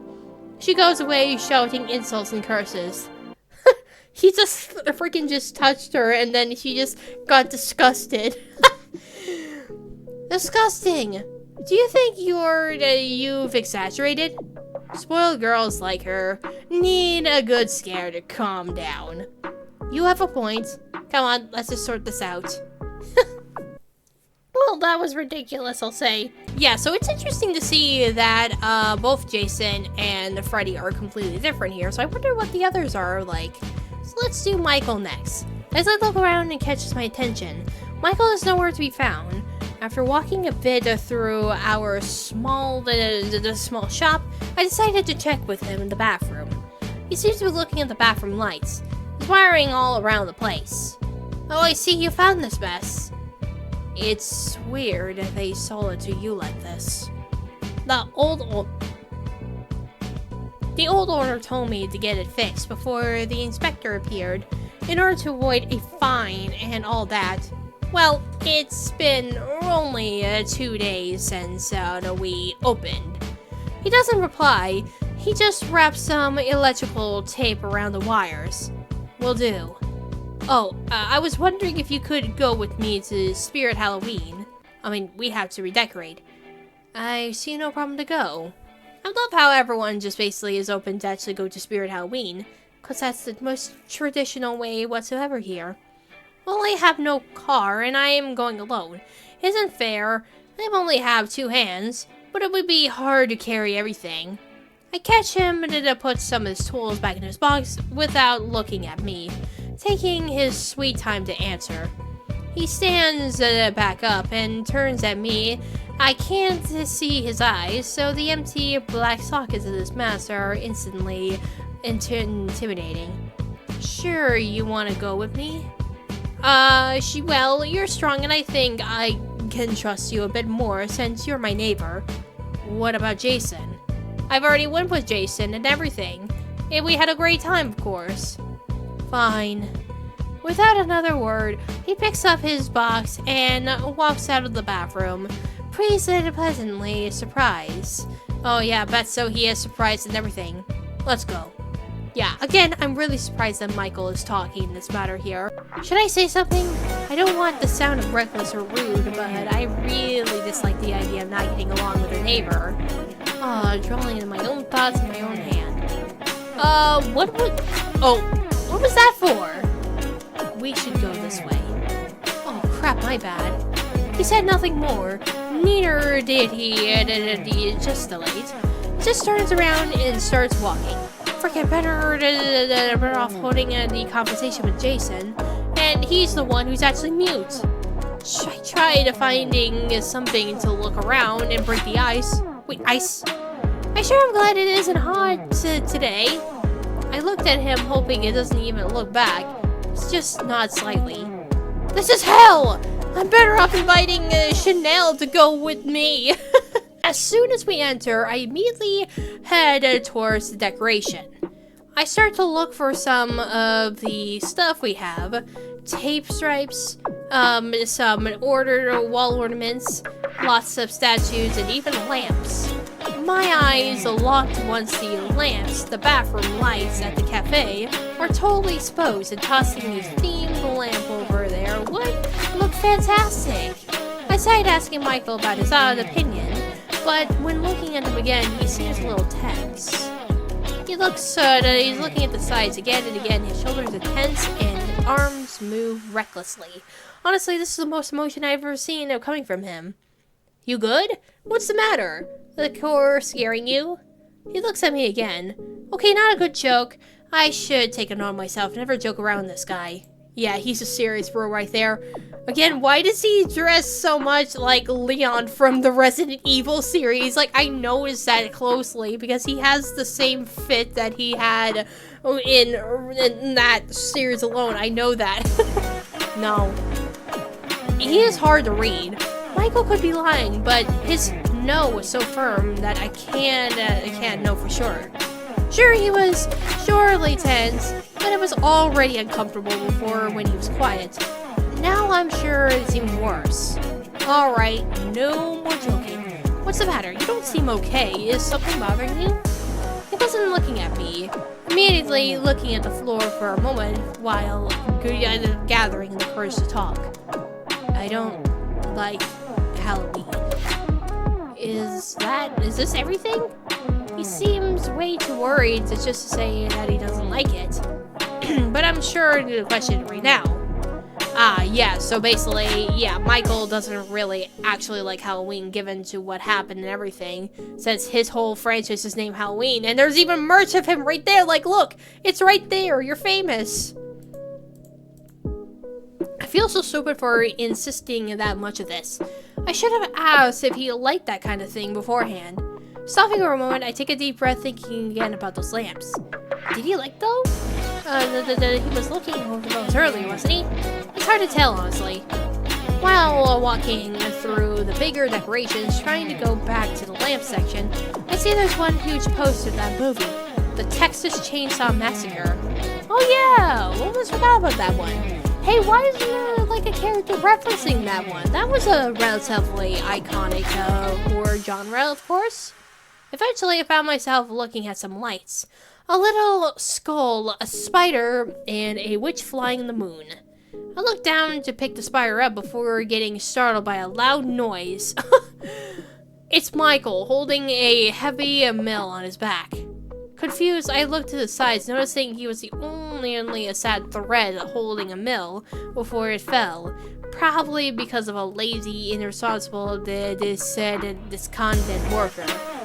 Are you okay? Yeah. I get up as fast as I could to help him to get the mill down, listening to a few steps and voices getting closer. The store's worker seems concerned about the noise as well. Oh god, are you two okay? We're sorry. There's a new guy in the afternoon and... It's fine. No one's hurt. Just fix that. Yeah, you definitely need to fix that alright there, buds. I looked at Michael and stepped closer, scanning him with concern to make sure he's not hurt. Yeah, I'm sure he's definitely not hurt at all, really. Are you okay? That looked heavy. It is. But it would have fallen harder if I didn't hold it. Thought it was plastic. It isn't? I felt surprised noticing it was made entirely out of wood. Why wasn't it just a prop like the rest of the decoration? I was going to say something about it, but Michael gets closer. Instead of looking directly at me, he just stared at the box I was holding. He carefully takes the box from me and nods with a hint of approval. The lamp will do. He walks over to the cart and sets it inside. Oh, you don't have to. I said I'd help you. That's what I'm doing. I feel ashamed of seeing him go through so much trouble because of me. I never wanted to be the one of those bosses that force their employees to do things just because they're paying them. Let's get done quickly. Sorry for bothering you against your will. Oh, should we say that? I mean, I just want to make sure that he's okay right there. I'm sorry. He suddenly stops moving and gazes at me. I'm not apologizing just for the sake of it, alright? I brought you here even though you didn't want to. It isn't even part of your actual job. It's not fair for me to give you even one more work, especially if it's something makes you uncomfortable. I wanted to get along with you. It isn't easy to understand what you're thinking about and how you feel. I always say stupid things when you're around, and gosh, if I were you, I would have stopped thinking about how stupid I am. Michael just sighs and relaxes his shoulders. I don't have anything against you. That surprised me. I didn't actually think I'd get an answer from him. He gets closer, holding a hand on the cart. Actually, your eyes nicer than most of the neighbors. People tend to keep the distance from me. And Mr. Torrance, well, he isn't. Not nice to have around. No one feels comfortable around him. Yeah, I don't either. Well, that's one thing we have in common, I guess. Sorry if I seem rude. Truth be told, Lori is all I have. What about your parents? Anyone else? They're dead. Then, let's not talk about that then. Thanks. My point is, I don't usually deal with people other than her. It's simply this way. That makes me smile a bit. Can't stop thinking about how nice it must have been able to count on someone like that. Yeah, it must be great. I don't suppose you have someone like that, do you? No, well, there was this friend I had in high school, but life happened, you know? He nods quietly, and acknowledgement that he understands how that happens. Well, we're neighbors now. We can be friends, if you're okay with that. I'll do my absolute best to understand you. I can see his shoulders, relaxing again. His breathing, sounds different when he looks at me. What? Okay, sorry. I'll keep going. Doesn't it scare you? Scars and the mask?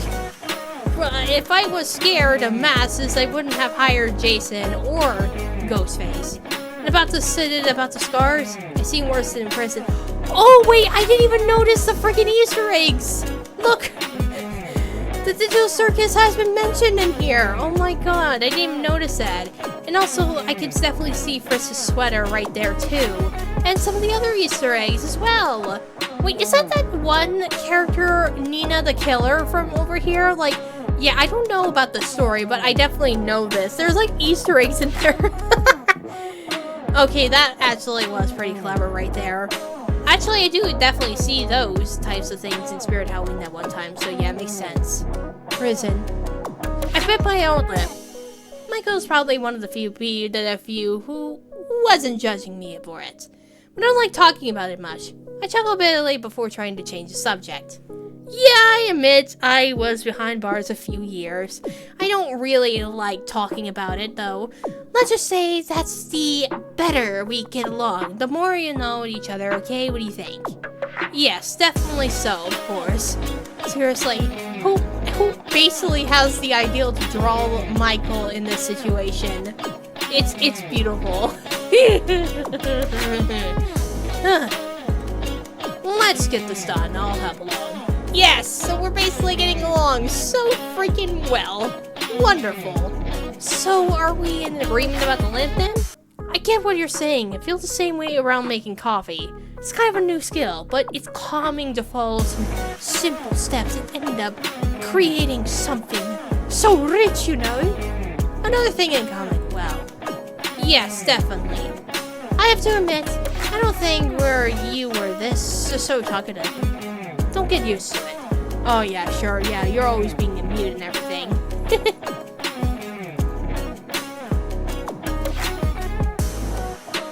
Yeah, he's such a great helper right there. He's such a good helper. All my baby boys are being so sweet. Back with freaking Chanel again. Chanel, why are you gonna be such a B-word? You're such a B... Michael points at the trash container next to the coffee shop's sidewalk. Chanel is right by his side. Oh, is he going to push her in the thing? Push her in the bin! Push her in the bin! Push her in the bin! Now, this instant! So confused, I see him walk towards the trash can, carefully pushing it towards Chanel. It is overflowing with trash that has been collected over a week, which falls underfoot. What the hell is wrong with you, freak?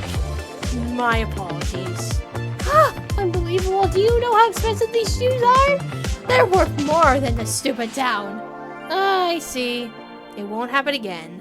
Michael just starting to picking up the trash without any problems, putting it in its place. Don't you dare act indifferent. You did it on purpose. Do you know who I am? I am the mayor's daughter. Don't care.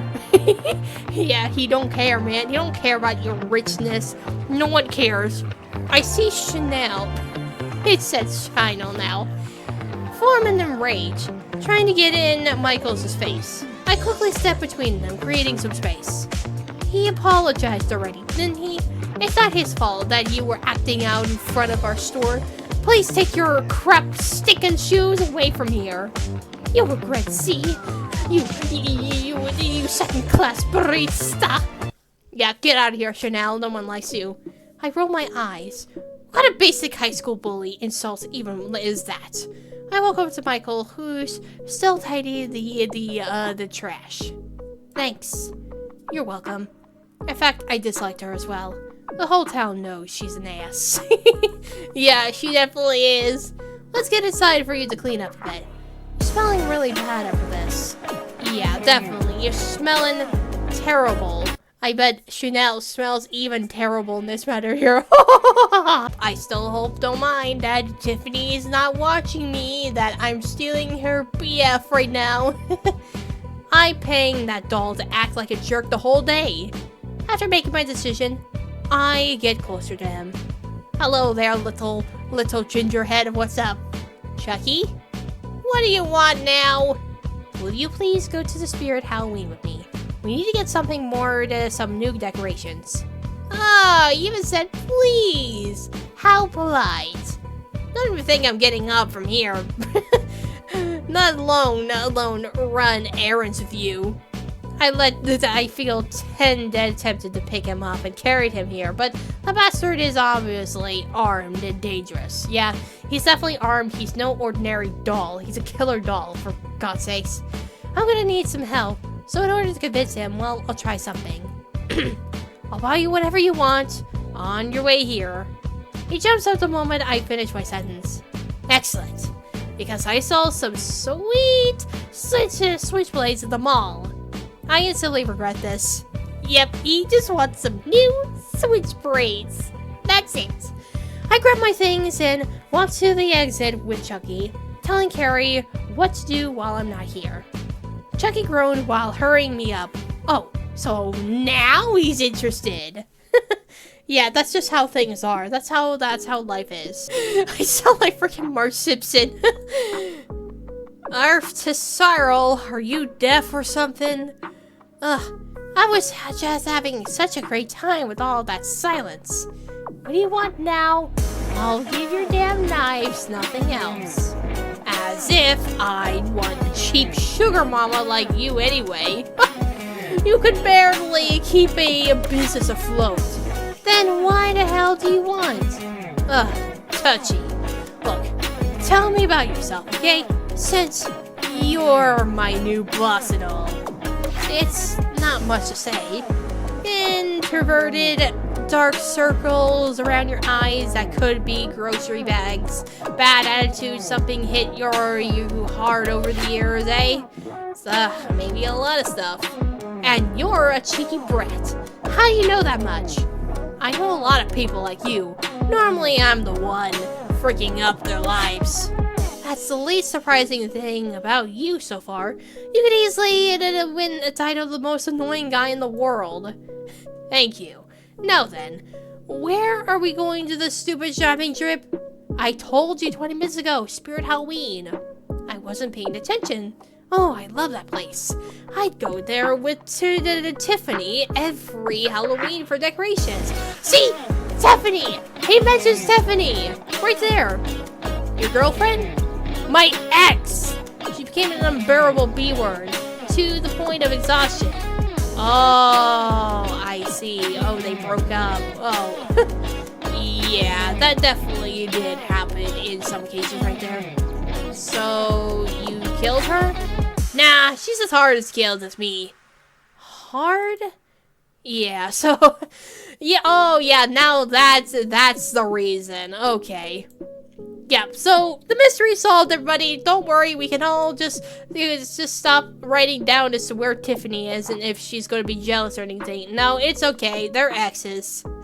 I groaned and rolled my eyes. His attitude matches his spoiled brat face. I started walking towards him, but something unsettled me as I crossed the parking lot. I noticed a familiar face follow me.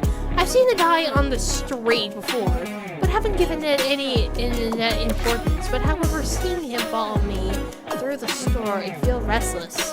Who? I glanced over my shoulder and caught him staring, but he quickly averts his eyes when he saw me looking. I gripped the pocket knife in my coat, a reflex built from years of paranormal, and kept the key of following Chucky. Yeah, wait, who the heck was that? Who was staring at me? I wonder who the heck that was staring. He inspected some masses, and I generally don't recognize, though he looked vaguely familiar. I don't think you need one. You're right. I don't think you need one. You're right. I like when the last thing my victims see is my beautiful face. I'm starting to get worried about the subtlety of your murderous intent. What is this supposed to be? A manufacturing defect? B? Do I look like Megan? I have class. This doll was possessed through voodoo. Yep, and also Megan reference. Yeah, there's definitely like a lot of references that I got to appreciate this game doing. It's good. This. Right.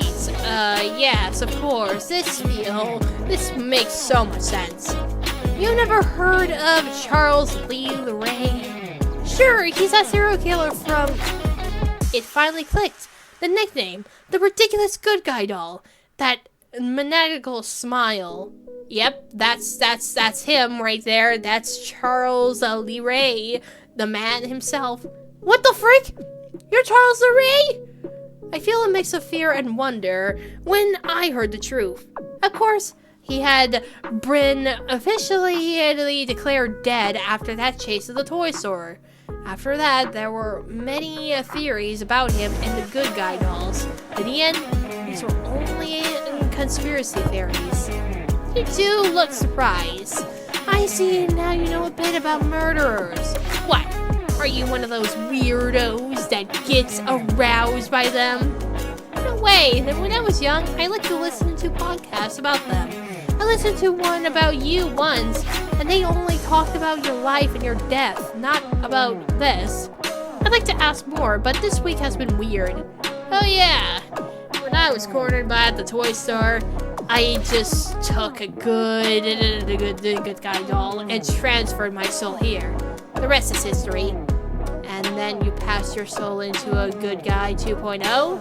Wait, a 2.0? Wait, was that another reference of something? Oh! It's saying that! I looked at his body. Carrie said these new good guys have been announced 5 years ago as a retro re-release after the company Funky, expert in modern toys, released a viral android called Megan. Although, now that I remember it, there was also a conspiracy about it. Bro, I think that's also another reference right there about the Chucky remake that nobody really likes, when Chucky himself is an android. Yes, I didn't think this would release more good guy toys. They've become quite convicted. Although, there wasn't a range in the fact that the good guy and the androids are now everywhere in the country. No one was affected if one started killing. They weren't thinking about Charles Lee Ray, just about the evil AI killing? Don't ruin my fun. I started walking around and mentioning and mentally the idea of having such a killer in a cafe. Charles was known for being intelligent, manipulative, and ruthless. As said that they would be calm as long as I have the amulet. I was so worried though. Oh yeah, right, that's why they're so calm, because I have the thing on there, right. Well, it's not every day that I have someone presumed dead in front of me. Can I have some things? I don't give him interviews. But since you're so crazy about me, I'll give an exception. Alright, who was the first person that you killed? What do you like about killing? Where do you start wanting to kill? That's actually an interesting question. I'm not sure about this, I suppose. That's an interesting question. Yeah, let's do this one. When did you start wanting to kill? When do you start wanting to kill other people? That's an easy one. Always. Always? Was there no trauma? Maybe seeing the death of your parents at the hands of the other murderer? Oh, that guy. Nah, he only kills pops. I killed my own mom that night. Why? Once again, I heard his characteristic mental laughter. Yeah, he definitely is very crazy right there. Your first kill has to be special, right? Mommy was an amazing woman. I wanted her to be my first. Yeah, that's definitely dark. That sounded terrible on so many different levels. It does, definitely. You're getting to know me. Yeah, you're crazy. Every artist is a little crazy. You have to see beyond your horizon to be more. That would be a beautiful motivational quote if I hadn't come up with your mouth. I nod, thinking of what he said. Chucky seems incredibly irresolute about his lifestyle and his choices. At this point, I really need to watch what he does about me and everyone else. In many things and ways, he's far more dangerous than the rest. Charles is the only one who has a genuine professional hitman who left a real mark on history. Either way, he's even more dangerous as a killer than the others. Charles is the only one who is genuinely a hitman and left a mark on history. I looked around and don't see anyone. The store is almost entirely empty, except for a few shoppers, some goths, people getting sweets, or preparing for parties. What is it? Someone's been following us for a while. Oh, wait, what do you mean? Someone's been following us? Who's been following us? Maybe it's Ghostface? No, if it was him, he wouldn't have noticed. Chucky starts walking down the aisle and seems to get lost among the shelves. I wanted to tell him something, but couldn't find him again. He sure is slippery. I glimpsed, looking into the side to him. I decided to turn around, thinking that maybe he will come out of the other side of the aisle. I suddenly bumped the shopping cart into someone. A strong smell of stale cigarettes hit me. Excuse me, Oh. Hey, wait, what? Oh, hello. It's the guy from the entrance. Oh, I feel a strong shiver down the spine when I saw his face. Oh wait, that's the dude that we saw earlier, that who keeps staring at us. Like, what the heck? When I looked down, I noticed a shirt. It's Charles. His jacket has a symbol of that killer from the 70s, and also a keychain resembling the good guy toy. Oh god, no. Sorry, my mistake. I squeezed the cart's handle tightly and tried avoiding him. I'd rather not have to talk to someone like that, but his hand stops my cart forcefully. He smiles at me. Yeah, what, bro, what are you doing? I'm going to have to ask you to let me go. I really like your coffee shop. That's not what I asked for. All of my alerts are gone off terribly. Yeah, well, if you could just... I saw one of the new good guys automated automons in your shop. How much for him? Oh, he wants to buy freaking Chucky, man? What the frick? He's not an android, man. Sell it? Well, I really don't understand where do you want to get. The doll. I want to buy it. Why? What do you get about it, dumbass? Hey, don't be rude. That's not very nice. I overcome my fear by forcefully making him let go of the cart, staring at him angrily. Firstly, I advise you that if you want to buy something from me, you should begin by addressing me respectfully, and secondly, why so much interested? Yeah, why are you interested? They sell a lot of those. Yeah, they're expensive, but this doesn't mean I'll be selling it to you any cheaper. Any less if I notice that you're desperate. He lets out a nervous, desperate little laugh, waving his hand as if telling me to calm down. I'm a collector. I'm really passionate about serial killers, you know. Charles was a huge idol of our community. The Good Guy dolls are linked to him. They say he owned one. I think about what he said and remember that broadcast I listened to. And this itself, I never really knew about the legend. To me, these were just rumors. It's just a doll. It's not actually possessed. What is with the breathing clouds? What the freak? Okay, yep, dude. You're scaring me. Stop it. Lie. Yeah, let's just lie. Lie. Just lie. I decorated like this. The cafe is horror themed. I thought it would be cool. The doll is from a niece. His expression shifts instantly, looking visually furious. Do I look stupid? I've been following that doll for a long time. Hey, calm down. Just... Before I can talk, I feel intense pain in my chest. I coughed in surprise and see blood coming out of my mouth. Everything feels cloudy. Wait, what? Wait, what just happened, bro? I hear a voice calling me as I fell. My breathing starts to fail, and I feel my blood in my lungs painfully leave. What the frick? Did he just stab me? Oh, crap. This is not good. Wait. Cyril! What? Oh my god. Yep, that dude just killed me. What was that guy's problem? I didn't think we'd get a death scene. Okay, fine, tell the truth, man. I looked at the guy with disgust. I'm not trying my luck now.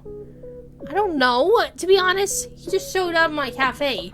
I told him he could stay, and he stayed. So what? He came in and ordered a caramel macchiato? I feel terribly nauseous. My expression doesn't hide it a bit.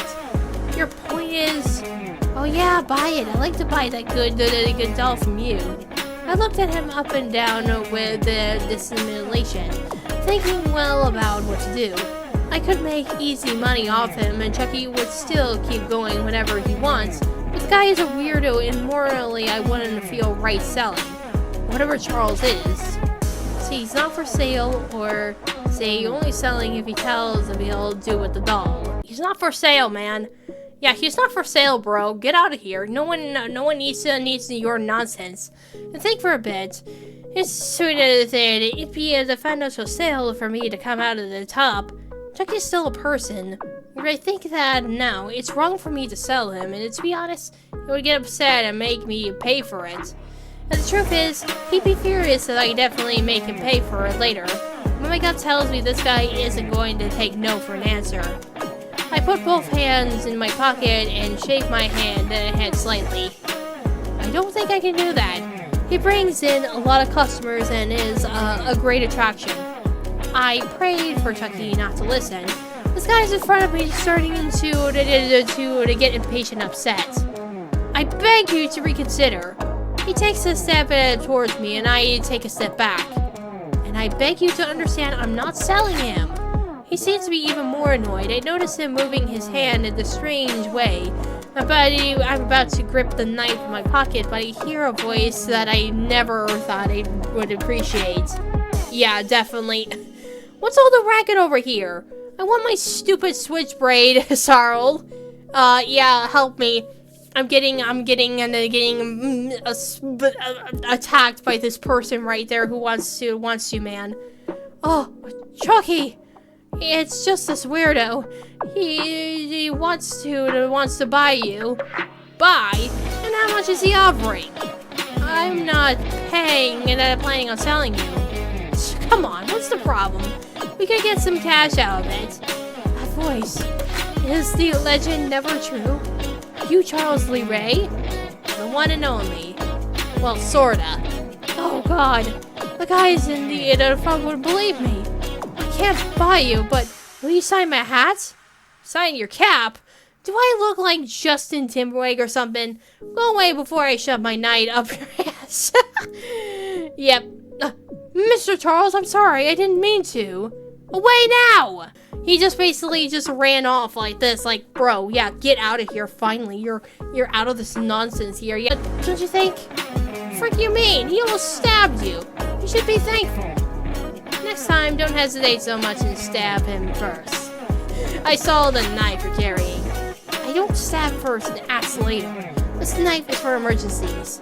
What about making sure the emergency doesn't happen, huh? You could make a good murder. It'd be a shame if you it'd make you die. I'm sorry, murderer. I'm sorry, murder? What makes you think that? Oh, sweetie, I know I didn't know it when a person has killed before. You did it and got caught. Now you're scared to do it. But relax. Daddy Chucky is here to help. Really? Frick off, I'm not like you. Time will show. Shut it, so we can finish the damn shopping. I'm starting to get annoyed by your attitude. I grit my teeth and take the cart, feeling the enormous desire to kick Charles still, but not disturb the hornet nest. We walk for the while in silence until we reach the cafe. I prefer not to talk about the long day. Charles is definitely a hard guy to deal with, although he wasn't all bad. Although I feel rage lighting up like dynamite in my head when I get to the cafe shop and see that crappy blonde again. Wow, you have lots of followers, huh? Absolutely. Not everyone can have 500,000. What do you want, an autograph? Autograph? Are prostitutes handing out autographs now? I notice how neither the exaggerated blush nor the layers of makeup can hide her panic and despair when Chucky shows her his phone's screen. Manages to see a picture of... What's the matter, see? Don't want your followers to know about your weekend or... What? Oh my god. Bro, he did not just pull that up right there. You motherfucker! Where did you find that? She tries to take Charquis's phone, but he quickly moves his hand away, preventing her from taking the device. Nuh-uh. Careful now. We don't want this on social media, huh? He can see the importance of the rich girl. He lets out a frustrated groan and leaves with the little dignity she has staring fiercely at me. Oh my god, so basically she just has some really, really fun times at her father's house. Wow, that's crazy right there. Where'd you get that? Good guys have access to the internet for the AIs to gather information. I've learned a few things that broke some protocols. So now I have a hacking system. I listen with a remarkable surprise at what he tells me. I think for a bit and then squint at him. How much do you know about me? I can either answer or we can keep being friends. Damn man, you consider me your friend. I hope we never become enemies. We finally get inside the shop.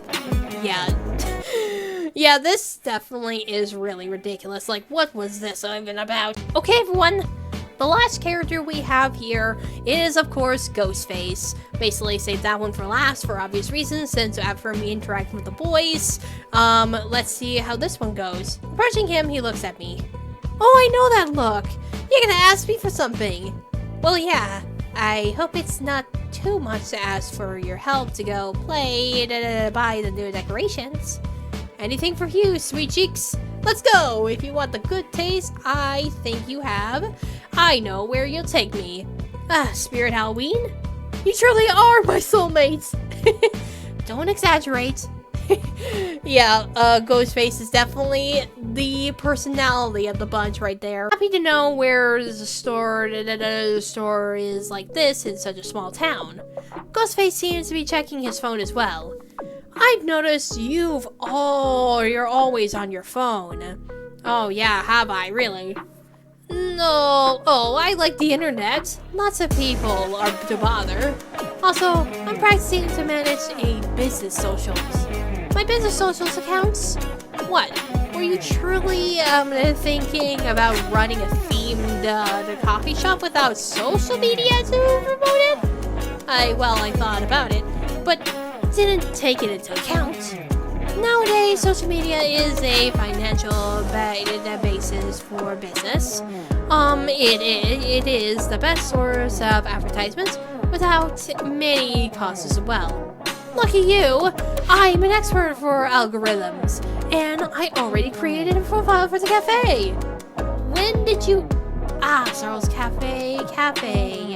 Oh, yeah, you already did. I guess I owe you one. You could thank me with a kiss and some flowers. Nope, not happening. I grab the shopping cart, assuming this is going to be a heavy haul.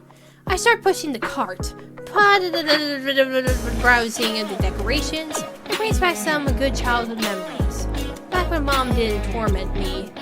Sound prevents me from socializing my thoughts. There's a camera in front of me. How cute you look like you lost in your thoughts. Will you help me with the decorations or keep acting like a creep? Oh, I could easily do both. He lets out a little laugh and walks up to grab one of the decorations. It's a baby and a xenomorph from the movie Alien. He lets out a little laugh and walks away to take the plushie. A xenomorph baby from the movie Alien. Here, be my model. Hold it the sexist way you can. What? What? I keep myself from laughing. Glance at the alien, decide to hold it near my face while striking a weird pose. Oh yes, perfect! Slay! Oh, please, this plushie is biologically incorrect. Xenomorphs don't have a baby face. They hatch as face huggers. I notice Ghostface lowers his camera. I'm in love!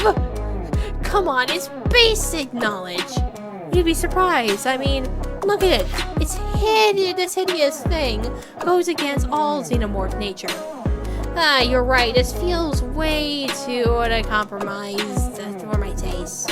Let's try and find something more classic and cool like you. He ran to the display case, taking a lava lamp with the figure from the Stab movie. Ooh, a figure? You really like this character, huh? That's me, Snuggle Bear. There are many ghost faces, but only one like me, and now I'm yours. His comment makes me laugh. Ghostface takes a picture of me while I hold the lamp. Oh yeah, this might be too simulating for me. Yes, just for you. I can see you're one of those dirty-minded boys. Come on, haven't we been flirting this whole time? I can see you look when you take your pictures. Please, what's next?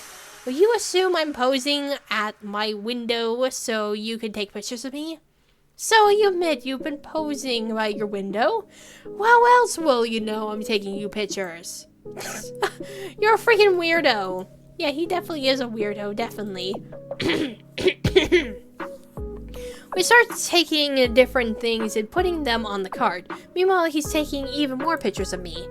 I feel him getting closer every time he hands me an object. Far from bothering me, hey, this is actually strangely flirty. This feels like excellent, great pictures of our first date. Huh? But this isn't a date, okay? I inserted a favor for the business. I can feel my face burning as I speak. His laugh makes me even more embarrassed. Yeah, he thought this is a date. That's hilarious. Is it now? He gets dangerously close to me, taking my hand from his hand and interlocking my fingers.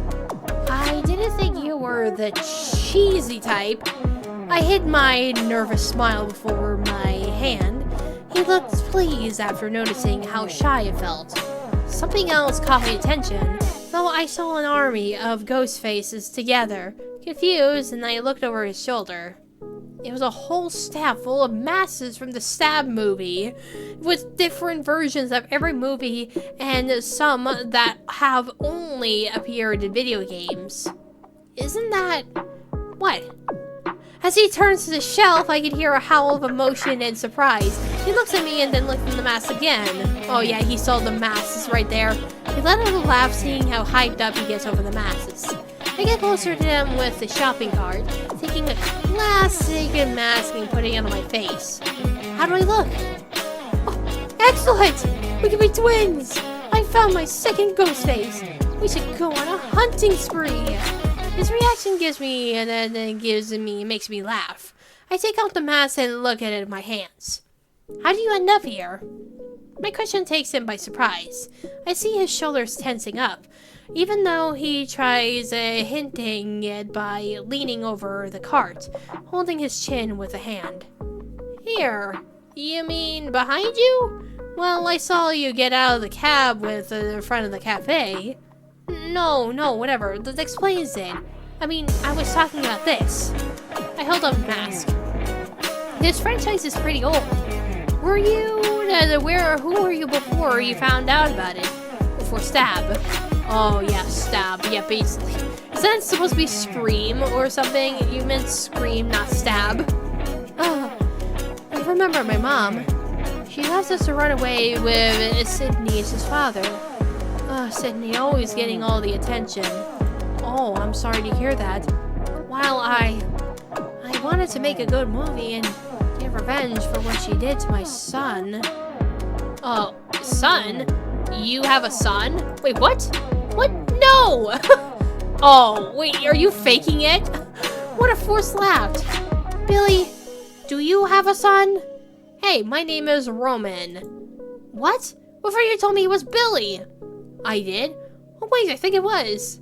Wait, are these, like, different people? Oh, yeah, definitely. Technically, Ghostface is technically, like, different people, obviously. Like, if you remember the first Scream movie, like, they were played by different people, of course. Yeah, so it would be a cool freaking twist if Scream was basically different people all at the same time. His voice sounded weird. Changing suddenly, I gently hold his shoulder. Are you okay? Oh, yeah, perfectly fine. Forget it. The mystery makes me hotter. Oh, yeah, I'm sure it does. We keep on shopping. We keep on shopping. With him, occasionally telling me some more jokes. I take a moment to look over the shopping cart. Alright, I think this should be enough. What about the 12-foot tall skeleton? Tempting. Where would we put it, though? Don't say the entrance. It's government policy. We'll get a fine. Yeah, he just wants a giant skull. That's it. Alright, let's pave this for the back of the cafe. Oh, I could threaten the cashier to get it for free. Oh my god. You could get into yourself trouble, or don't even think about it. We had a deal. Oh my gosh. So we have, like, different options here. You could get yourself in trouble. Yeah, you could get yourself in trouble there, buddy. Haha, tempting, but no. Where's the dramatic flair in killing some poor wage slave in bold daylight? You get me. Okay, let's pay for this. Yeah, definitely. Just pay for the thing Majig's right there and don't get caught. I'm thinking about everything we've gathered. Starting a new business and changing its theme in just a few days can be really expensive. Lucky me for having some emergency savings. I let out a sigh, watching Ghostface pack the items into the box. Oh, thanks. You're welcome, Bae. Ghostface lifts the box. I decided to take the other one, but I noticed he was looking at something. I turned over my shoulder, seeing a photo booth near the exit. Let me guess. More photos? Ghostface looks at me, laughing under the mask. Now you're taking our date seriously, right? Well, it's been fun. I don't see why not. Wait, for real. I was just messing with you. Come on, take a pic with me for a change. You still don't have one of those. You sure about that? Oh, yeah, sure. We're going to be taking some pictures now. What a surprise. The pictures are free. I mean, at least if you don't edit them. What a weird business model. I watched Ghostface step into the booth, so I followed and sit down beside him. It's like one of those retro booths, though it has a touchscreen, which kind of ruins the aesthetic of it. Oh, good, I've never been in one of these before. No, normally only couple of or groups of friends use them. Best date ever. Don't exaggerate, it's just, it's been fun. Come on, you love me, admit it. He gets closer to me, even closer, considering how small this place is. I say we take photos like one of those dumb cliche couples. What? You want me to throw up a peace sign and stick my tongue out? Come on, man. I'm way too old for that. You're never too old for anything. Come on, you look cute. Take the damn pics and stop the bullcrap. At this point, my face is red as a tomato. His closeness doesn't help at all at this point. To the skull, the ghost face just laughs. He knew what he was doing. Putting his arm around my shoulder, he started taking the photos. I can't help but laugh as it opposes these strikes. By the end of it, I just let go, making a goofy face for the camera. Usually, when I get obsessed with people, it's just so I can kill them, Oh yeah, excellent date conversation, Ghostface. Wait, my point is, I've never met anyone like you. That's why I haven't done anything to hurt you. Oh, that's frightening, but fakes. Is this your way of saying you like me? Or, thanks, that's frightening, but thanks. Oh, is this the way you're saying you like me? Oh, should we say that? Is this your way of telling me you like me? Well, you know what I mean. I meant that. I let out a soft laugh as the new side of him. I never imagined anything could break him overly confident act. Seems like Ben didn't benefit at all. He's just a shy guy. I leaned in carefully just for the last picture snaps, planting a kiss on the side of his mask. Aww. I could see the embarrassment hit him through his body language, and he lets out a slightly flustered laugh. I decided to step out and grab the photo from the dispenser. He grabs both the straps and looks them over. They're cuter than I expected. I'm glad we did this. Ghostface stands out of the booth and I walked up to him, handing him one of the strips. Aw, yeah, we just took some nice little pictures, that's it. What do you think? Better than taking photos through my window? I do enjoy invading your privacy, but yeah, I like these. I let out a soft laugh. Oh yes, definitely. Thanks for coming with me. Are you kidding? It was fun, plus I love this place. That doesn't surprise me at all. Yeah, it doesn't, really. Tucks the photos into his jacket, patting it to show it's safe. That was fun. Yeah, but we need to head back now. Oh, or we can steal a car and drive off into the sunset like the horror movie version of Bonnie and Clyde. We catch the bus back to the street when my cafe is. It's already late afternoon. I let Carrie know we'll be closing and remodeling. I leave the few tracks on the other side of the familiar with the roll that he rolls. I walked up to the bus stop of the cafe, but I ran into the absolute last thing I wanted to see. Her again. For the last time, hopefully. There's that stupid blonde again. Great. What's wrong? It's that spoiled brat again. Oh, I know her. Don't worry, I'll handle it. Wait, Ghostface, don't kill... Uh-oh. Ghostface leaves the box next to the sidewalk and jogs to Chanel, and I notice is recording the cafe with her phone. I fear Ghostface can do something, but when I saw him acting relaxed, both hands are in his pockets. Oh, yep, and he's gonna confront the lady. With a single move, he quickly takes her phone from his hand, moving away fast. Hey! What the hell you think you're doing? Taking the phone of an unprepared passerby. Don't you know how dangerous it can be to have your phone out when people can see it? Everyone knows who I am. No one would dare rob me. Oh, wow, look, you're doing a live stream. He started doing some silly poses for the views. I do my absolute best to contain my laughter. Hey, followers of the great Chanel, don't worry about little old me. just improving her hate live. Give me back my phone, you stupid loser. She lunges at Ghostface and tries to reach her phone, but he's taller and can stop her just by stretching his arm out. What's the magic word? Give it back! She tries to scratch at a Ghostface with her nails, but with cat-like reflexes, he grabbed her waist. I can tell by his grip that he wasn't being kind at all. With the phone in hands, he proceeds to take down the live. Try being more careful. I could gut you like a fish. You stupid. Oh, yep, he did that line right there. He did the cut like the fish, Celine. He said it. You're all a bunch of losers. Janelle returns to her characteristic anger, marching while tapping the pavement in her heels. Yep, bye. Once again. Scary. You think so? Do you like it? I bet you're into scary guys. Not as much as you think. I just laughed seeing him take the boxes into the store. Man, that was crazy right there. He just basically did that whole thing. Okie dokie, people. So that was us checking out the new episode of Horror Romance. I gotta say, this is actually one of my favorite chapters so far in this game. We actually got to learn more about the characters and everything, because, well, it's like a lot longer than the other ones right there, because we got to see some insides in this matter here. Of course, I had to do all the characters to see what's so different about each and every one of them for this video right there. But yeah, it's really fun. So thank you all so much for watching, and I hope you enjoyed today's video. Make sure to subscribe to my channel, give a like, subscribe or anything much else than me, and hopefully look forward for new videos in the future. So, here we go now. Bye guys. Yeah, bye.